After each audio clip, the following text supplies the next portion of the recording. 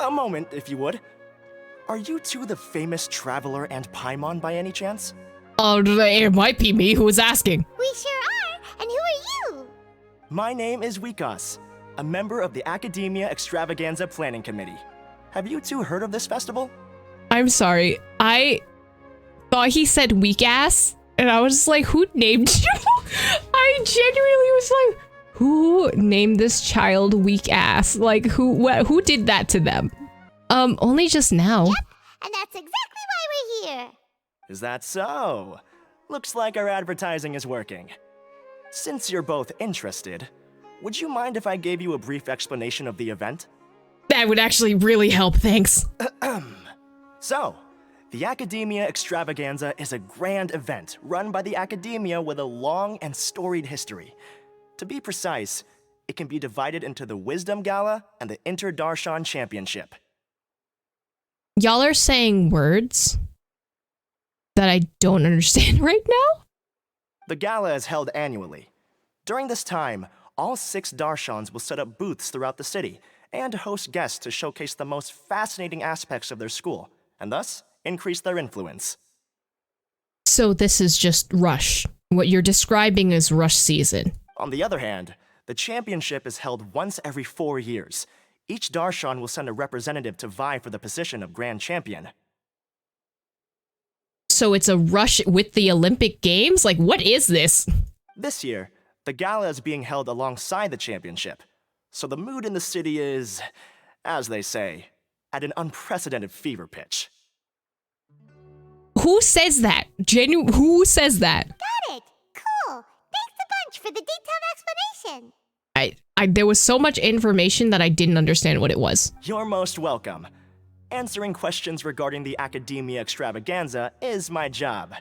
And I actually do have something I would like to ask the two of you. Here we go again. Everyone needs help with their own plans. No one has time to do this thing that they need to do. Now, let's offload it onto the Traveler, the famous Traveler that can get everything done. It'll be fine, they say. I'm just looking for my sibling, bro. The Traveler like you, bro, does everything. I'm not looking for my sibling. I'm just here to vibe. Like, huh? Need our help with something? Well, let me begin by saying that this year's Academia Extravaganza is of utmost importance to us. Okay, sure. Lesser Lord Kusanali and the sages came up with a plan for the Academia to recruit talented people from the desert starting next year. As such, we've invited a great number of desert dwellers to take part in this festival, so they can hopefully experience the Academia's atmosphere ahead of time. Okay. I've heard that the two of you are famous across both the rainforest and desert. With your participation, especially in the Inter-Darshan Championship, more people will definitely come to appreciate the festival.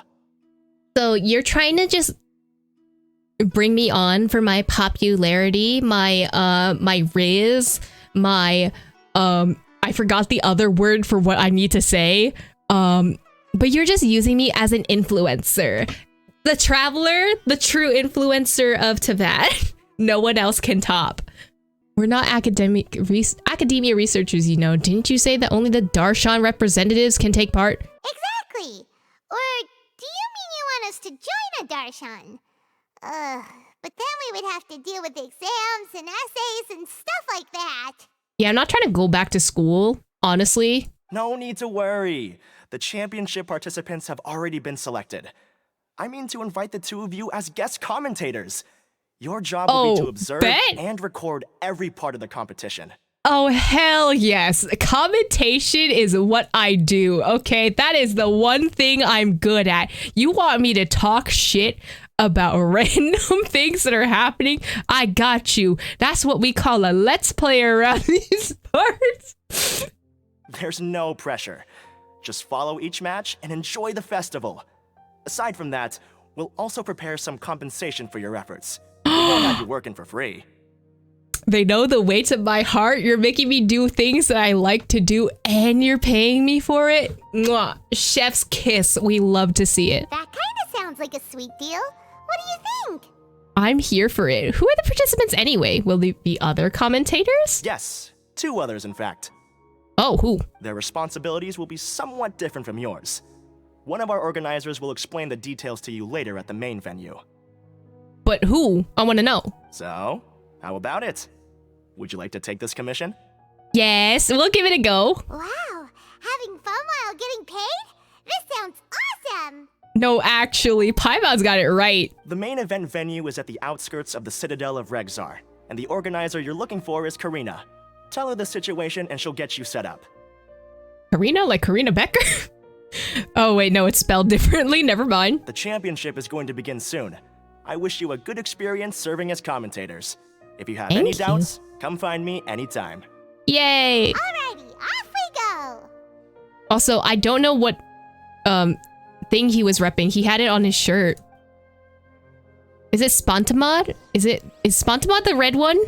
I know it's the one that Sino is a part of. Welcome, one and all, to the Academia Extravaganza. Suddenly, the pots appeared. Now then, allow me to reveal the prizes for this iteration of the Inter-Darshan Championship. Yeah, prizes?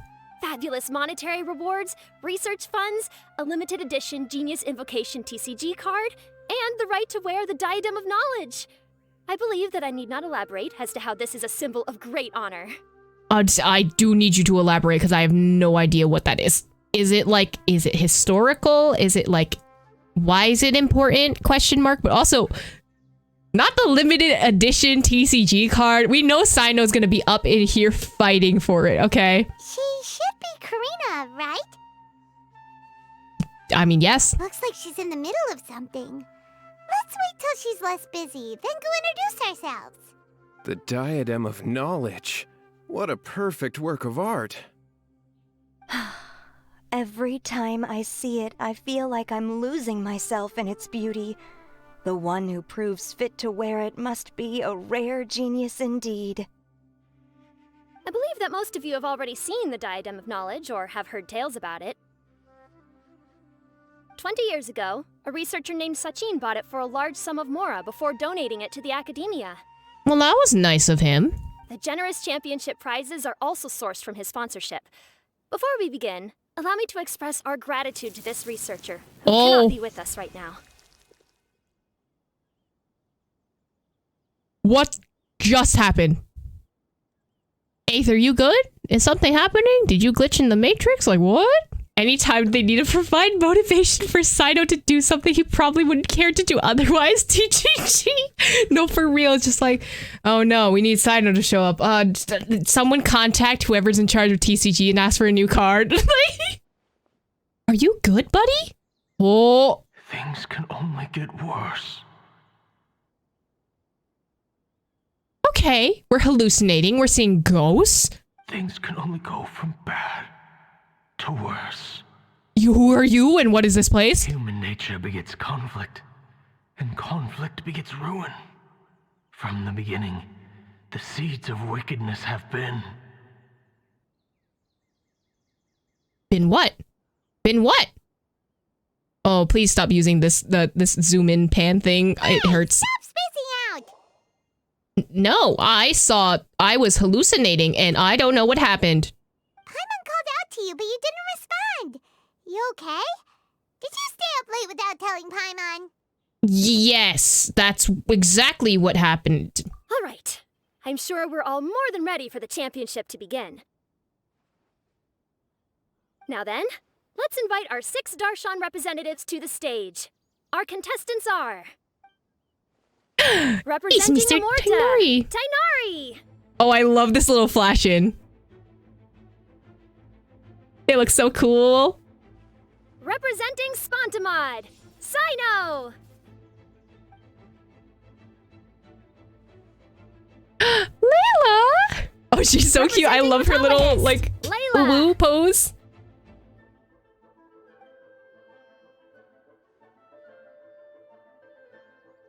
Representing Haravatat, Farzan!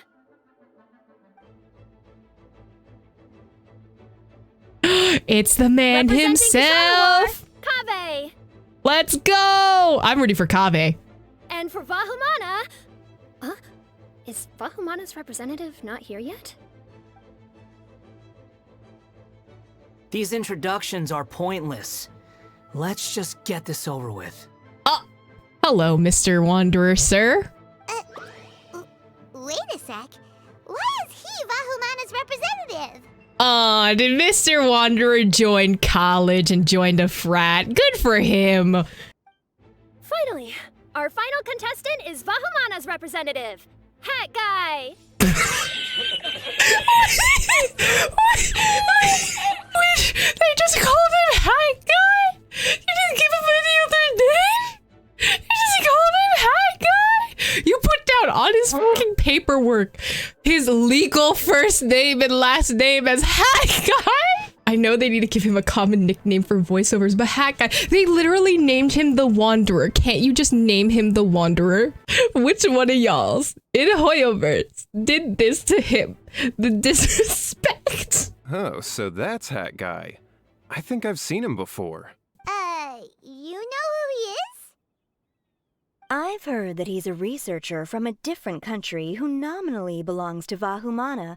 Word is that he's written a lot of political analyses. Oh, against the shogunate? Because that would make a lot of sense, actually. His manner of speech hasn't made him popular amongst most other Vahumana researchers, but his comings and goings are quite irregular, so he doesn't interact with others much. So what you're saying is he's a poli-sci major? Like, is that what's happening right now? He would be a poli-sci major. Exactly.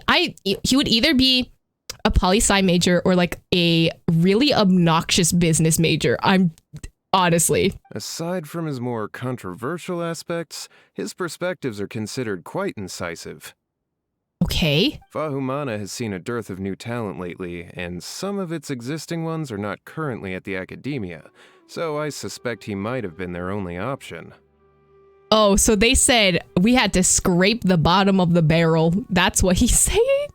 It's just kind of weird. He doesn't seem like the kind of guy who'd participate in competitions like this one. Well, I don't think he wanted to. I'm pretty sure Auntie Nahida was just like, hey, there's this little thing that's happening and all the researchers are actually doing stuff for it. So can you just participate? But Nahida, I don't want to do it. But please, it will make you happy. And then he had to do it for Nahida's sake. That's exactly what that is. I'm quite puzzled too. Now that we have our 6 contestants, the championship will soon begin. Who will triumph this time around? Hold on to your hats, because we're all on this ride together. I mean, Hat Guy can only hold on to his hat because that's part of his name. Also, pretty butterflies. Huh. We really do know a lot of the contestants. Oh, right. We're guest commentators, aren't we? So figuring out everyone's reasons for participating is in our job description. Oh, sure. Let's go ask them when we go say hi. Especially him. Paimon still thinks it's weird that he's here. Listen, he has to live a normal life now. He has to, like, not be sus anymore, I guess. Right? Is that what he's supposed to be doing? I'm so excited. Baby girl Kaveh is here! I love him a lot. Anyway, what are y'all discussing? Kaveh! Farzan! Layla! Huh? Oh, it's you. Why are you here? Why are you so dismissive about me? I can't exist here. I could rat you out for being Al-Haytham's roommate boyfriend. We're here as specially invited guest commentators. Our job is to record what happens during the competition. Is that so? In that case, I'll have to trouble you to catch the moment of my triumph on camera. Remember to shoot from behind at a lower angle. You know, to capture a seniors class. Behind at a lower angle, so you're back? Are you trying to do it like a back pose? First of all, right, if you don't pose correctly, you're gonna look awful. Second of all, can we do that? Am I a photographer now? Don't get ahead of yourself now. Victory will obviously be mine. You're far too young to even consider challenging me. Kasharwa or Ratawahist, you're all children as far as I'm concerned. Well, Layla does not want to be part of this argument, I think. Actually, I was going to ask, how do you know me, Madame Farzan? Huh? You don't remember? I sometimes see you in the library at night. You even waved at me. What? I don't remember doing that at all. Oh, poor Layla. Huh. How strange. However, this is not the time for curiosity. I am Farozan, a household name in Haravatat. You are Layla from Murtawahist, I presume? Yes. Layla with that do I know you? Like, am I supposed to know who you are? Are you important? Like, Good. Then we are officially introduced. See? Simple as that. I like respectful ones, by the way. Would you like to join my research group? not the would you like to join my research group. She's literally in a different department.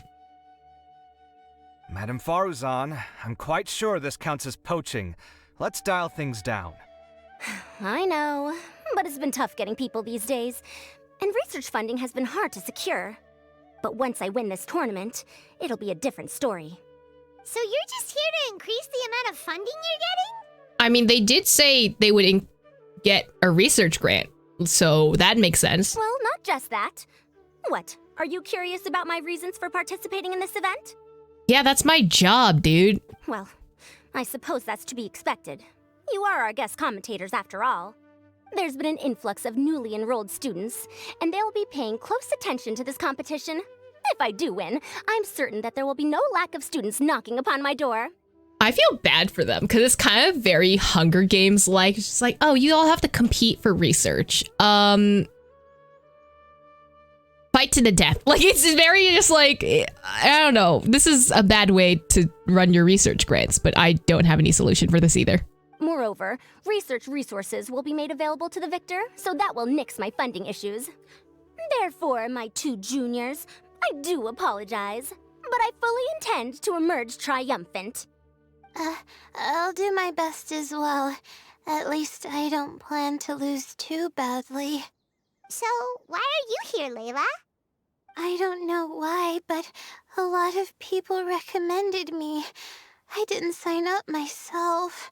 I just woke up to find my name on the announcement board. Oh, rip.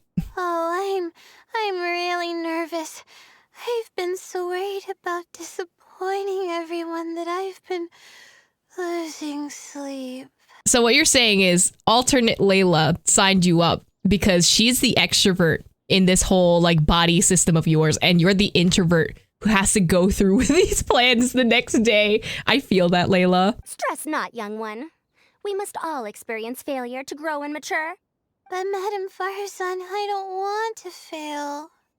Seriously? Everyone has such nice reasons for joining. And what's your story, Kaveh? Must I say? We know what your reasoning is. It's because you want to move out from Alhatham's house because you need the money. Right? Yes, you do! We gotta record it! Well, you know, right? I want to buy some property. There it is. Oh, that's right! You want to move out of Alhatham! Shut the f up, Paimon. What? Alhatham? What about him? This has nothing to do with him.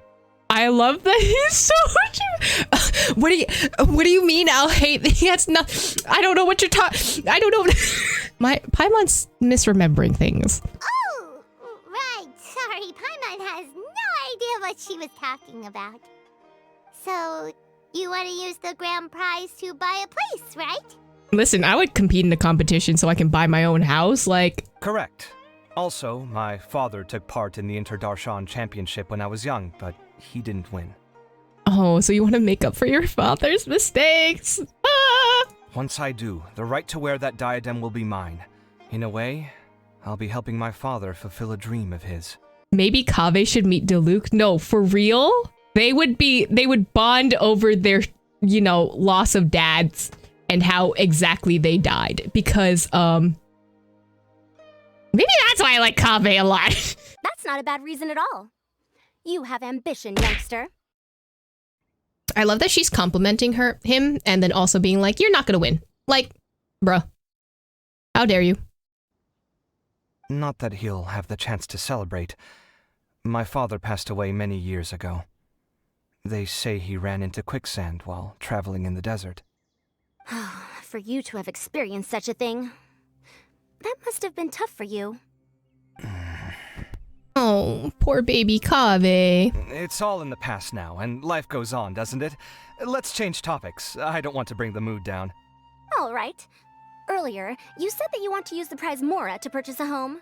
Where do you live now? Do you live alone? Yes, he very much lives alone in his own apartment. Well... I also heard you mention I'll hate them just a moment ago. Isn't he also from Haravatat?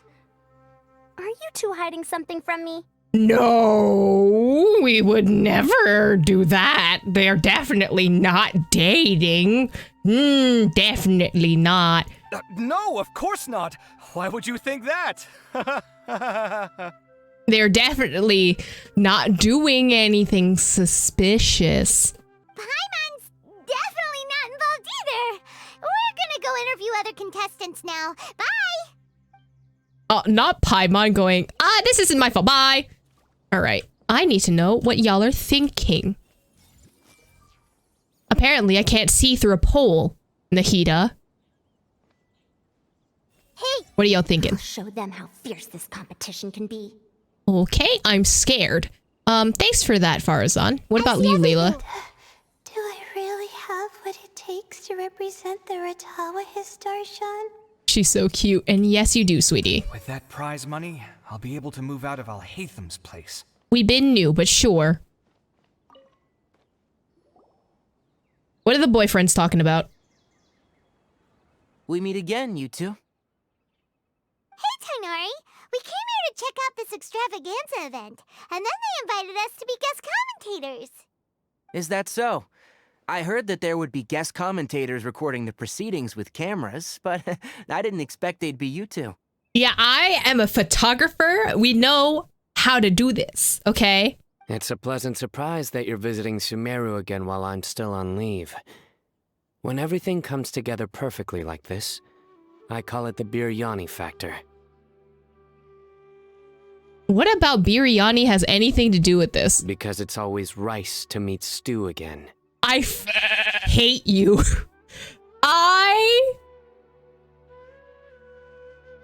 Oh, bro. That one was good. That was a good joke. I hate you for that. But also, that was smooth. Ugh.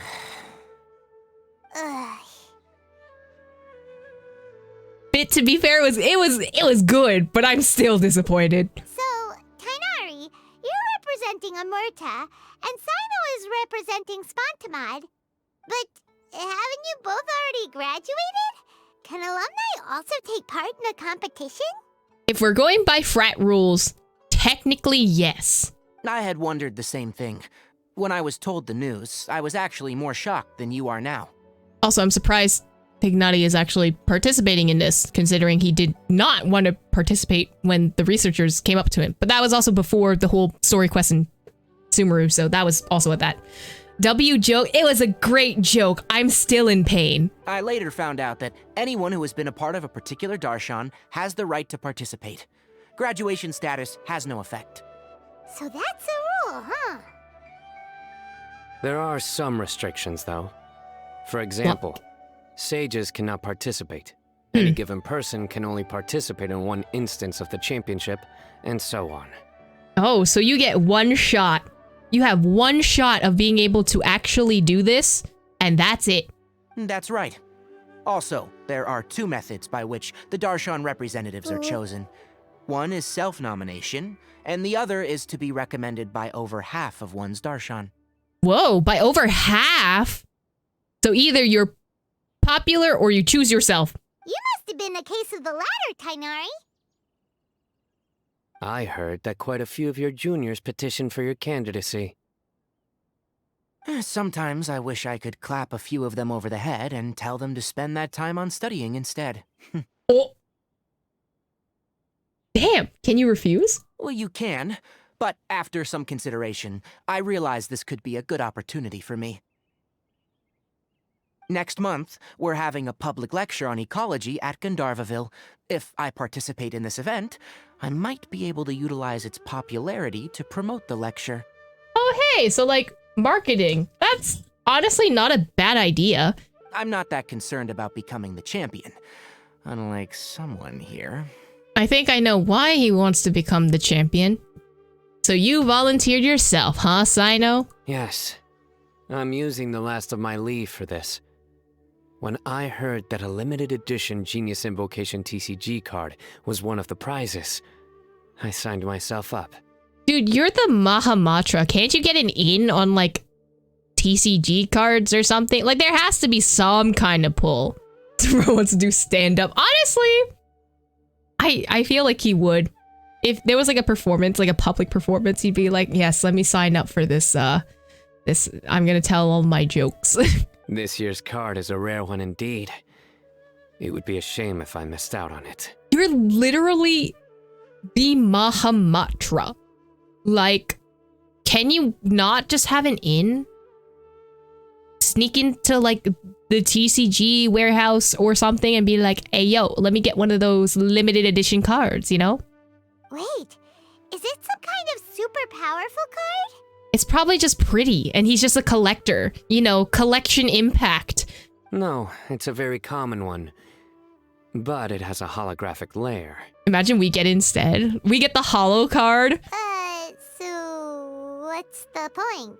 It's holographic. It'll sell for more money or whatever people say about cards or something. It's very cool. Or that. Paimon meant apart from being very cool. That is reason enough. I shall do my all to emerge victorious and add it to my deck. Good for you, buddy. As someone who doesn't play cards much, I can't quite relate. But it isn't surprising that everyone has their own reasons for taking part in the tournament. Fair enough. Alright, let's go find someone else to question. Imagine. I mean, I feel like we are going to get some kind of card out of this, right? That would make sense. I'll hate them reverse Halo. I mean, imagine. You know, always ask Albedo to make some shit like that. I mean, does he make holo cards? I thought he just did artwork. I must get that limited edition card. Good for you, buddy. What you gotta say? It doesn't seem that Sumeru City has changed too much. Oh, he hasn't really stepped into the city that often. All right, I'm gonna talk to you, but I need to see what you say first. Do you really think you can see through me? Okay, this game is scary. I don't like this anymore. What do you mean you see through me? Don't like that. Why'd you say that, buddy? I wasn't looking into your thoughts at all. What are you talking about? So, I definitely wasn't looking into your mind before. How are you doing?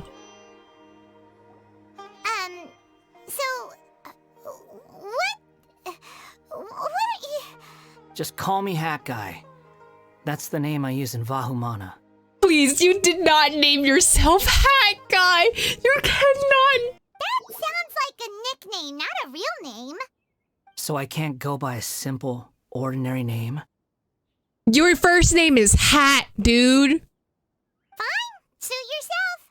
Alright then, Hat Guy. Why are you taking part in the Inter-Darshan Championship? We're specially invited guest commentators, so play nice and answer our questions. The way Paimon just like, play nice. I have power here. You can't do anything to me. You could be Matra for all I care. So what if I don't answer you? What then? Oh my god, he's so poli-sci. I'll tell you this much. I have an agreement with someone not to reveal my motives. Nahida? You're not plotting something in secret, are you? I don't think he has a reason to work with the Fatui, so... Well, it's hard to say. Why don't you take a guess? Wait, why did you look at me like that? And maybe I don't want to take a guess, huh? Paimon's had it with you. What was that noise? Fine, be that way. Then we won't ask you why you're participating. Instead, why did you join Vahumana? That is true. Why are you in college? You two sure like to poke your noses where they don't belong. If I don't say anything, are you going to annoy me to death? Dude, this is literally my job. Like, what are you talking about? I heard that the Vahumana researcher named Akaba was researching the Tatarasuna incident, so I wrote a few essays to refute his points. Oh. Later, when I was bored, I wrote some commentary on societal issues in Inazuma. I didn't expect Vahumana to consider me as one of them. Someone even invited me to a lecture or whatever. So what you're saying is you were trying to be an angry Reddit troll, and it ended up getting you into college? From start to finish, it was just the wishful thinking of idiots. A misunderstanding. There's your answer. Simple. That doesn't explain shit. How did you just get into college by accident? But when Lesser Lord Kusanali heard about this, she went out of her way to get me registered in Vahumana. She used the name Hat Guy.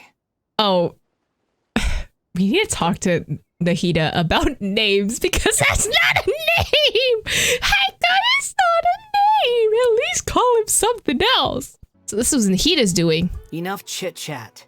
You're better off wasting your time with the other contestants. Yeah, I know. No time for idle chit-chat, whatever. This is my job. I'm supposed to be interviewing you, apparently. Someone's about to get very unlucky. Wanna guess who?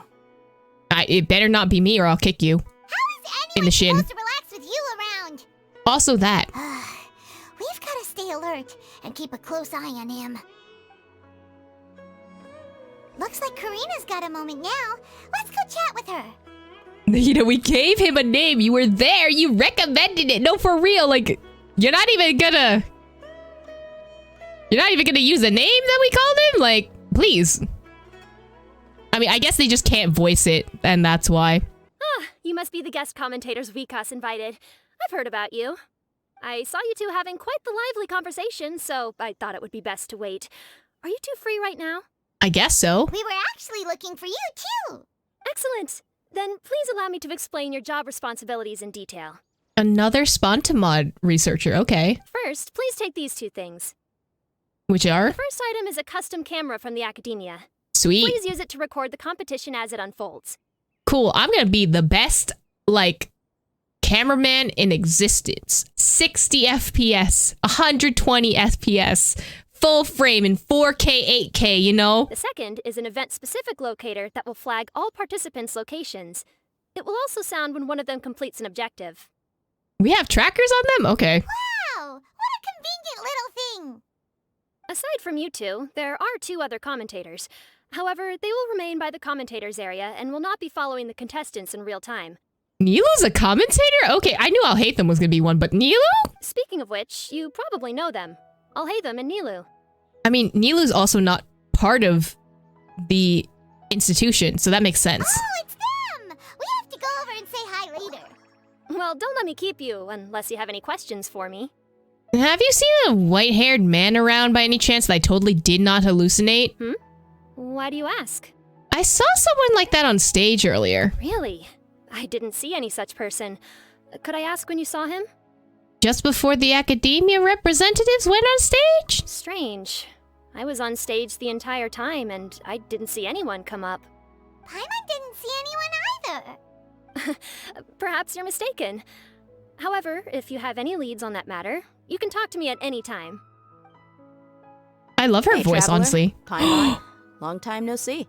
Well, Dihya and Candace coming in from the desert to see everyone? It's a whole... Everyone's here! Dia! Candace! You two are here as well! Ah, so they're two friends of yours. In that case, I'll take my leave. May you all have a wonderful time during the extravaganza. The Academia sent us both invitations. Cute. So Dia suggested that we come together. Really fucking cute. The villagers were also encouraging me to travel outside the village. I couldn't find it in myself to turn them down. We're here now, so no point dwelling on that. Even though this extravaganza isn't a holiday or anything, it's still a big deal here in Sumeru. Merchants from all over will set up shop. There'll be tons of stuff to eat, use, and wear, more than you can count. It's like a convention, but for academics, which does happen. I'm already set on helping you buy 2 new outfits. I mean, who wears the same thing at work and home anyway? You wear the same thing at work and home. What are you talking about? I'm looking forward to it. Just being able to relax and wander the streets freely has already made my day. So, Traveler, Paimon, you two want to come with? I want to go shopping with Dee here, but I have a job. We'd love to, but we've got work to do right now. But I want to go shopping. Aw, that's a shame. Let's hang out together when you're free then. Oh, okay. Can we go shopping together? Ooh, and can I not pay for it? Thanks. Sure! In that case, Candace and I'll head out first. Good clothing and fabrics are very much in demand. If you snooze, you lose. Oh, right. We should also get some accessories. No need to rush. I think we'll have a better time if we take things slow. Mm-hmm. See you two later. Feel free to come find us whenever you have the time. Mm-hmm. Paimon didn't think that Candace and Dia would come. Hanging out with them sounds like a great time. Still, looks like the competition's starting soon. Let's go over to where Alhaitham is and see what's going on. I love how they're talking and there's 2 chairs in between them. Like they couldn't talk in front of the desk where it's more convenient for them, but sure. I will now announce the rules for the first round of the competition. Please listen carefully. During the opening ceremony, Academia staff released several cages of butterflies, and many of them are now fluttering within Sumeru City. Amongst these butterflies, 3 of them will be special swift flies. They have a different appearance and also fly a little faster. Your objective this round is to find a swift fly and bring it to me. 3 points will be awarded to the first participant to return, 2 to the second, and 1 point to the third. That is all for the first round. Should you require clarification on anything, please ask any of the other staff. Alhaitham's all business all the time, huh? That's kind of how he is. That said, how did he get picked to be a commentator? Paimon's kinda curious. Because you have to have the opposing commentators, right? You have one serious, one chill. Like, that's how that works.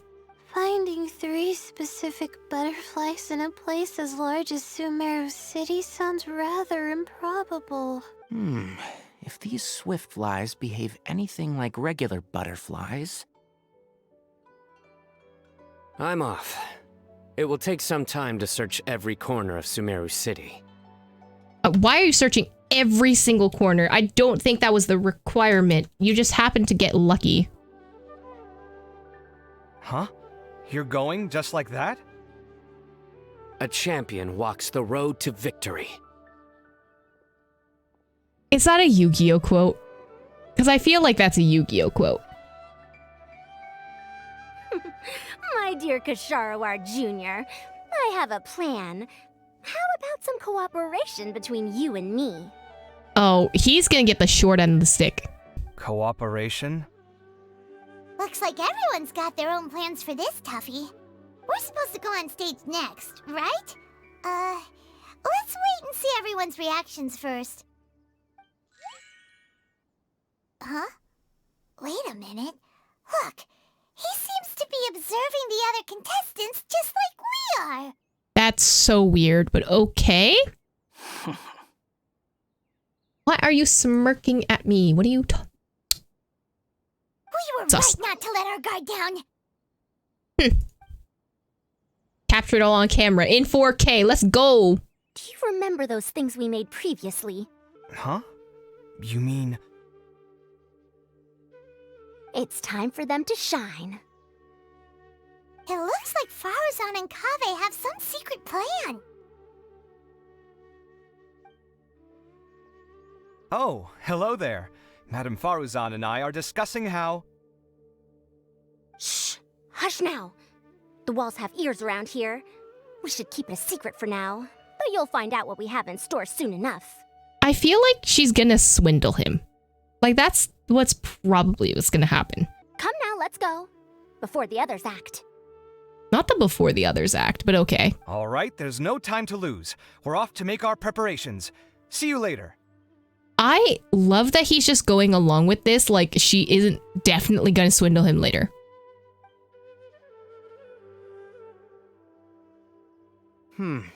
This is basically what I'll need. Do you think you'll have any difficulties? Oh, Kale's here. I have most of the reagents with me, and I can buy the rest. Kale, plan ready? My hypothesis is that the Swiftfly's morphological variations won't significantly affect their fundamental nature. So I'm planning on using this to lure them out. I mean, he is the nature specialist, and I feel like this is kind of biased towards nature, so I think he should be able to win. Also, I love that these two are still here in the shot. Of course, I could be wrong. Every mutation opens the door to new possibilities, especially when they are artificially introduced. I mean, he's not wrong. Details will have to wait until after the post-experimental analysis. For now, Kaveh and I are going to buy some reagents for our experiment. Okay, see ya!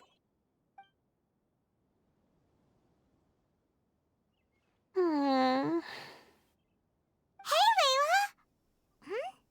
You look a little worried. Yeah, I have no idea what I should do. What color are these swift flies? Do they have special markings? How do they differ from ordinary butterflies? They're apparently faster, according to Alhaitham. Oh, I can't even figure out these basic questions, and most of what I've learned in the past is completely useless here. Bro, why are you Aren't still people who research lurking? The star supposed to have some extraordinary abilities? Why not use astrology to solve it? Why is Hat Guy, sorry, why is Hat Guy trying to solve her problems? Oh, you're another contestant. Hat guy, was it? Is it that you can't use astrology during the day? Guess that skill's less useful than I thought. Is he trying to bully other people into being able to achieve what they want, huh? No, it's not like that. If it's daytime, all I need is an astrolabe. So, why don't you do that then? Mona Magistus, the astrologist, said that those who constantly use astrology to obtain things that shouldn't be theirs will eventually lose the blessing from the stars. When did you have time to meet Mona? It's just something I read in an academic publication. I really love to read Mona's essays. When did Mona publish essays? You're overthinking it. Power is just a tool. It just seems to me that you don't have the resolve to win this. Well, suit yourself. Wallow in your immature ideals if you like. He's still being mean to Layla either way. No, for real, he's being a shithead, but like he's trying to help other people, which is also weird. Mona writes for a paper in Fontaine. I completely forgot about that. I forgot she writes for the Steambird. Hey! Seriously? Just walking off after saying a bunch of mean stuff like that? That's kind of what he does. Did I say something wrong just now? No, he's just a dick. It's good to have your own convictions. Thank you so much. I've made up my mind not to use astrology for this. I think I'll just try my luck in the city. To be honest, I've always been pretty good at observation, and if I'm fortunate, I might be able to find that special butterfly species. Lord Cyno seems to have found a swiftfly. Come on, let's go check it out. Really? Where? The butterfly flew up high, and he's chasing it now. Oh, no time to lose. Let's go see. As expected of Cyno. Actually, shouldn't you two go have a look as well? The moment when he catches the butterfly will likely be one worth recording after all. I'll head into the city shortly to start my own search. I'll see you later. Alright, in that case, let's go see Cyno first, and then we can check on what everyone else is up to. Give me the scene. Give me the scene of where they're catching the thing. I see everything. Oh, Layla has no thoughts. Honestly, same. What thoughts do you guys have, actually? I didn't check you guys out. Face the camera, smile, speak in a friendly and clear manner. That's what they told us to pay attention to, right? Does she have stage fright? That's so cute. I wonder who will emerge as the champion this time. Oh, he's so unbothered. Anyway. This is my first time commentating for such a competition. I'm feeling kinda nervous. Nilu, how did you get picked to be a guest commentator? The staff said that spectators would be less inclined to come if the contestants and commentators were all from the academia. I don't quite understand it, but I'm happy that we're able to all meet again. Oh, that's the only lines they get. Okay. I didn't expect that you would be invited as well. I didn't expect to work for this event. Neither did we. By the way, how did you get picked, Alhaitham? He's literally the acting grand sage. There were several factors, but primarily the recommendation of the sages. I suppose they assumed that I'd have the free time for this job after resigning as acting grand sage. Oh, never mind, he resigned. But you know what? Valid. That said, they'd probably claim that my calm demeanor would help maintain fairness in the competition. Sounds like you've got a lot on your plate. Not really. The job itself is quite simple and effortless. He's literally just sitting there. Like, I don't think he needs to do much except for talk, which, you know what? He doesn't really talk that often, but he'd be a good Twitch streamer. I feel like, you know? Traveler gets dragged into everything to be fair. No, for real. Like, honestly, he's just being bullied to do things. Oh, I love this. I love that you can just see where everyone is. Wait. That's how everyone's just like wandering around in different areas. You can just make sure you got them all. Let me find a good place to... What are you doing? What are you thinking? What are you trying to do? Got no thoughts. Great. Good. We've got all our ingredients. Next, could I trouble you to help me mix them together? Of course, Master. They're so cute. What do y'all gotta say? Oops, not duplicate you. Hey! No thoughts. Great. Love that for me. Pale? Also no thoughts. Great. What a crowd. Seems the Academia extravaganza is in full swing. What do you want to get? Maybe we can buy some gifts to bring back. Now? Huh. I usually get gifts last. Let's go walk around somewhere else first. Y'all got thoughts? Not even a single thought. Empty-headed. Nothing in there. No brain cells. Come on. Are you sure it's alright to release so many? Have some faith. It'll be fine. I don't trust you. I trust Kaveh on this. I see everything. No thoughts? Yeah, me too.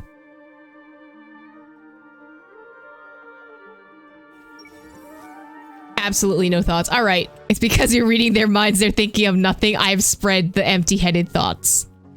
My bad. Oh, you're literally on the tree. How you doing, Sino? We found you, Sino! Oh, wait. Is that a swift fly? Well, it's like a crystal fly, but like robotic. Stay put. Don't move. Yes. Okay. He caught it! Huh? Sino, what's wrong? This isn't what I'm looking for. It's a... Finally, I made it. I heard that you caught a swiftfly, Sino. Mind letting me see what it looks like? Honestly, me too. I'm also unathletic. Hold on. Isn't this the mechanical bait that I released earlier? Why would you catch that instead of a swiftfly? Wait a minute. If we consider this from a different angle, isn't it a good thing that the bait you made was convincing enough to fool even Sino? You released bait? That's right. During a previous interior design project, I felt that the artificial flowers on a wall were a little bland, so I decided on placing a few moving mechanical butterflies to add some pizzazz. In order to make them both small and nimble, I consulted with Madame Faruzan. Not long ago, the two of us took all those mechanical butterflies and released them into the city. Why would you do that? Need you even ask? Young people these days really do need to get out more. Don't tell me to touch grass, ma'am. You were stuck in sand for 100 years. Have you never played that game where you place strips of paper on a bamboo pole and wave it across a field of flowers to attract a whole kaleidoscope of butterflies? No. No, I haven't. Wait, so you're trying to... That's right. The butterflies within the city will mistake our mechanical bait for one of their own and follow them around. As long as we keep releasing and retrieving our bait, we can capture all the butterflies within the city. What comes afterward is just a matter of separating the swift flies from the others. Huh. Guess that's one way to do it. Yeah, but then you have to sort all 100... How... Was it more? It's like more than 100 swiftflies that you have to sort through. Do not underestimate the wisdom of your elders. I had already thought of this method the moment the round's rules were announced. Of course, we also owe much to this fine junior of mine here for making such lifelike butterflies. It seems that Kasharawar has not quite declined as far as I had thought in recent years. Their teaching skills at least seem to be intact. Damn, okay. You don't call out Kaveh like this. Well, I just stuck to what I do best. The idea was yours. No need to be so polite. Once we capture all these butterflies, we shall split the points for this round. At least she's fair. Look, one of them is returning now. Huh? Wait a moment. Are my eyes deceiving me? Why don't I see any butterflies behind it? That's because there are none. Seems like your plan has hit a snag. Looks like the match continues. I'll be looking elsewhere. Huh. Strange. Has something else diverted their attention? Come, let's search in the direction the bait returned from. We'll go have a look too. It's probably Tignari, right? No, he made like a thing. Oh, off they go. Bye. They're going. I just want to. No thoughts. Great. How could it not be real? Oh. Poor Saito. Poor Saito being duped. Come back here. Oh my god, y'all are running so far. Please, I don't have Yelan. Slow down. Slow the down. I'm begging you. Come back. Huh? Farazan? Kaveh? Why did you two stop? Ah. So it was the Morta boy. Tighnari! Fascinating, isn't it? The butterflies have all congregated here due to a special incense that I used. I infused it with 3 different types of honey, and the butterflies, following the fragrance, have gathered around me. Oh, butterflies must have really sharp noses then. Wait, do they even have noses? I've never seen one. They do not, in fact, and their vision isn't stellar either. However, they can use their antennae to distinguish between scents, and their olfactory senses are generally quite advanced, allowing them to detect floral fragrances from great distances. Bro, these are words that I don't understand. Oh, so that's how it is. I had a pet butterfly once. I picked wildflowers and placed them in its box, but it wouldn't eat any. That's normal. Raising butterflies isn't difficult, but there are many things you should take note of. Appropriate temperature, sufficient air, and a spacious environment are examples of such considerations. You must also ensure that the food you've chosen suits their palate. Most importantly, you must curb your curiosity and avoid disturbing them while they rest. Otherwise, they may become stressed. Sorry. I liked to poke at its wings at the time. Humans That tend butterfly's to rear many dead. creatures due to their aesthetic value, but not all are suited to such a process. Caring for living beings is hard work. Impulse alone is insufficient. Some prerequisite knowledge is always required. This is true. You sure do know a lot. He's the guy who is representing the Morta Darshan, like... I have a question too. I bought a scarab not long ago and it hasn't seemed very active. Can you help me figure out why? He's probably dead. I'd like to keep a duskbird as a pet. What are some key points I should consider? They're wild birds and you should not keep them as pets. Is it possible to keep a Rishbalin tiger as a pet? You are... Why do you look like Edgeworth from Ace Attorney? But also, that's the dumbest idea I've ever heard. All right, it seems like you all have a great deal of questions. But I am in the middle of the Inter-Darshan Championship at the moment, so I'm afraid I can't answer them all now. Let me propose an alternative. Next month, there will be a biology lecture at Gandharvaville, and I will be sharing some interesting insights on living organisms there. If you're interested, you can attend that lecture, and if you should have any questions, just prepare them ahead of time. I'll answer questions after I've finished speaking. All right, I'll be there. I mean, this is a great networking opportunity, I'm not gonna lie. Of course, please try to ask more rational questions.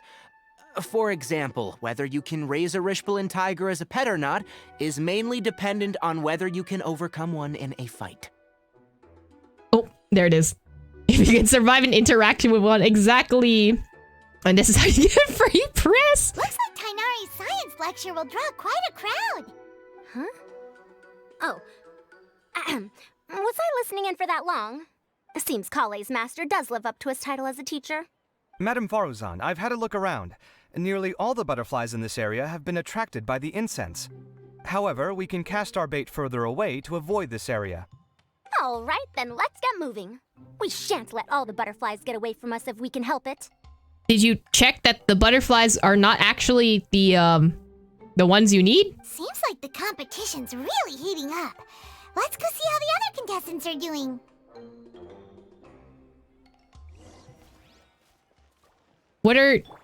Do you have thoughts in this crowd? No thoughts. Head empty. The scent is starting to fade. Seems the wind is stronger than I thought. The incense isn't going to last long. Please lead the Swiftflies back here. I'm really counting on you. What about... Where's Faruzan? Oh, there you are. Let's wait here. Whew. Seems my age is catching up with me. Ah, there you are. You're just having a cup of tea? What brings you two here? And I'm supposed to be checking on all of y'all. Huh? You're here having coffee? Aren't you supposed to be a contestant? Is there really any need for me to take part while everyone's running around like it's some sort of carnival? Don't worry. I'll get involved once things actually get serious. Strange. But sure. And you also have no thoughts. Okay. Layla, how are things going on your end? Oh, actual cutscene. Nice. I've been searching for quite a while now, but I haven't seen any sign of the Swiftflies yet. Instead, I ended up catching a few mechanical devices that looked very similar to butterflies. I wonder where they came from. Looks like Faruzan and Kaveh's devices are everywhere now. I'll keep up the search. That said, I've noticed that a number of butterflies in the city has already decreased a lot compared to when the event started. Probably because the other contestants are coming up with their own ways to catch butterflies. Alright, I'll do my best too. What's this? Why does it look like a bird? Oh, what a coincidence. I guess I just need to catch it now, right? Yeah, Layla, get it. Oh, please wait. Why was it so fast? There it goes. Were you trying to reason with a Swiftfly, buddy? It's so fast! Paimon thought all Hatham said they were only a little faster. No, come back. Layla! Come on, Traveler, let's go too. The locator's going off. Oh, come on. Looks like someone's already caught themselves a Swiftfly. Get it, get it. Get it, buddy. You got this. Come on. You got it. Come on, come on. You got this. Catch up to it. You're doing great. You're doing great, sweetie. Just slow approach. Yeah. And then slowly... Going off again. So, someone else finished too? Come on. That would mean that the one Layla's chasing is the last Swiftfly. Get it, Layla. You got this. It's the last one. Come on, buddy. You're doing great. You're doing great, sweetie. Come on. You got this. Slowly getting there. Oh, it's taking off again. Come. Oh, it just occurred to me that we should also get you a makeup box. No, it's fine. I don't think I'll end up using it. Maybe you won't, but it doesn't hurt to have one, right? Come on, just trust me on this one. Huh? Who are you, and what do you want? Is that Swiftfly on Dihya? Please, don't move. Don't move? Who sent you? Dia. Don't worry, I can handle this. Now, tell me, what do you want? Oh, is it because your hairpin's a flower? That's why.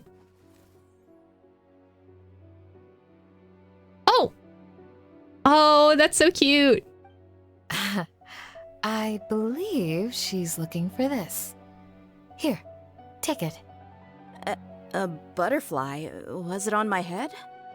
Oh, It's been a while, Layla. They know each other? A friend of yours? Oh, so she must be the one you were telling me about. Huh? You two know each other? Oh yeah, it has been some time. The first time I ever woke up after sleepwalking, I somehow found myself in our village.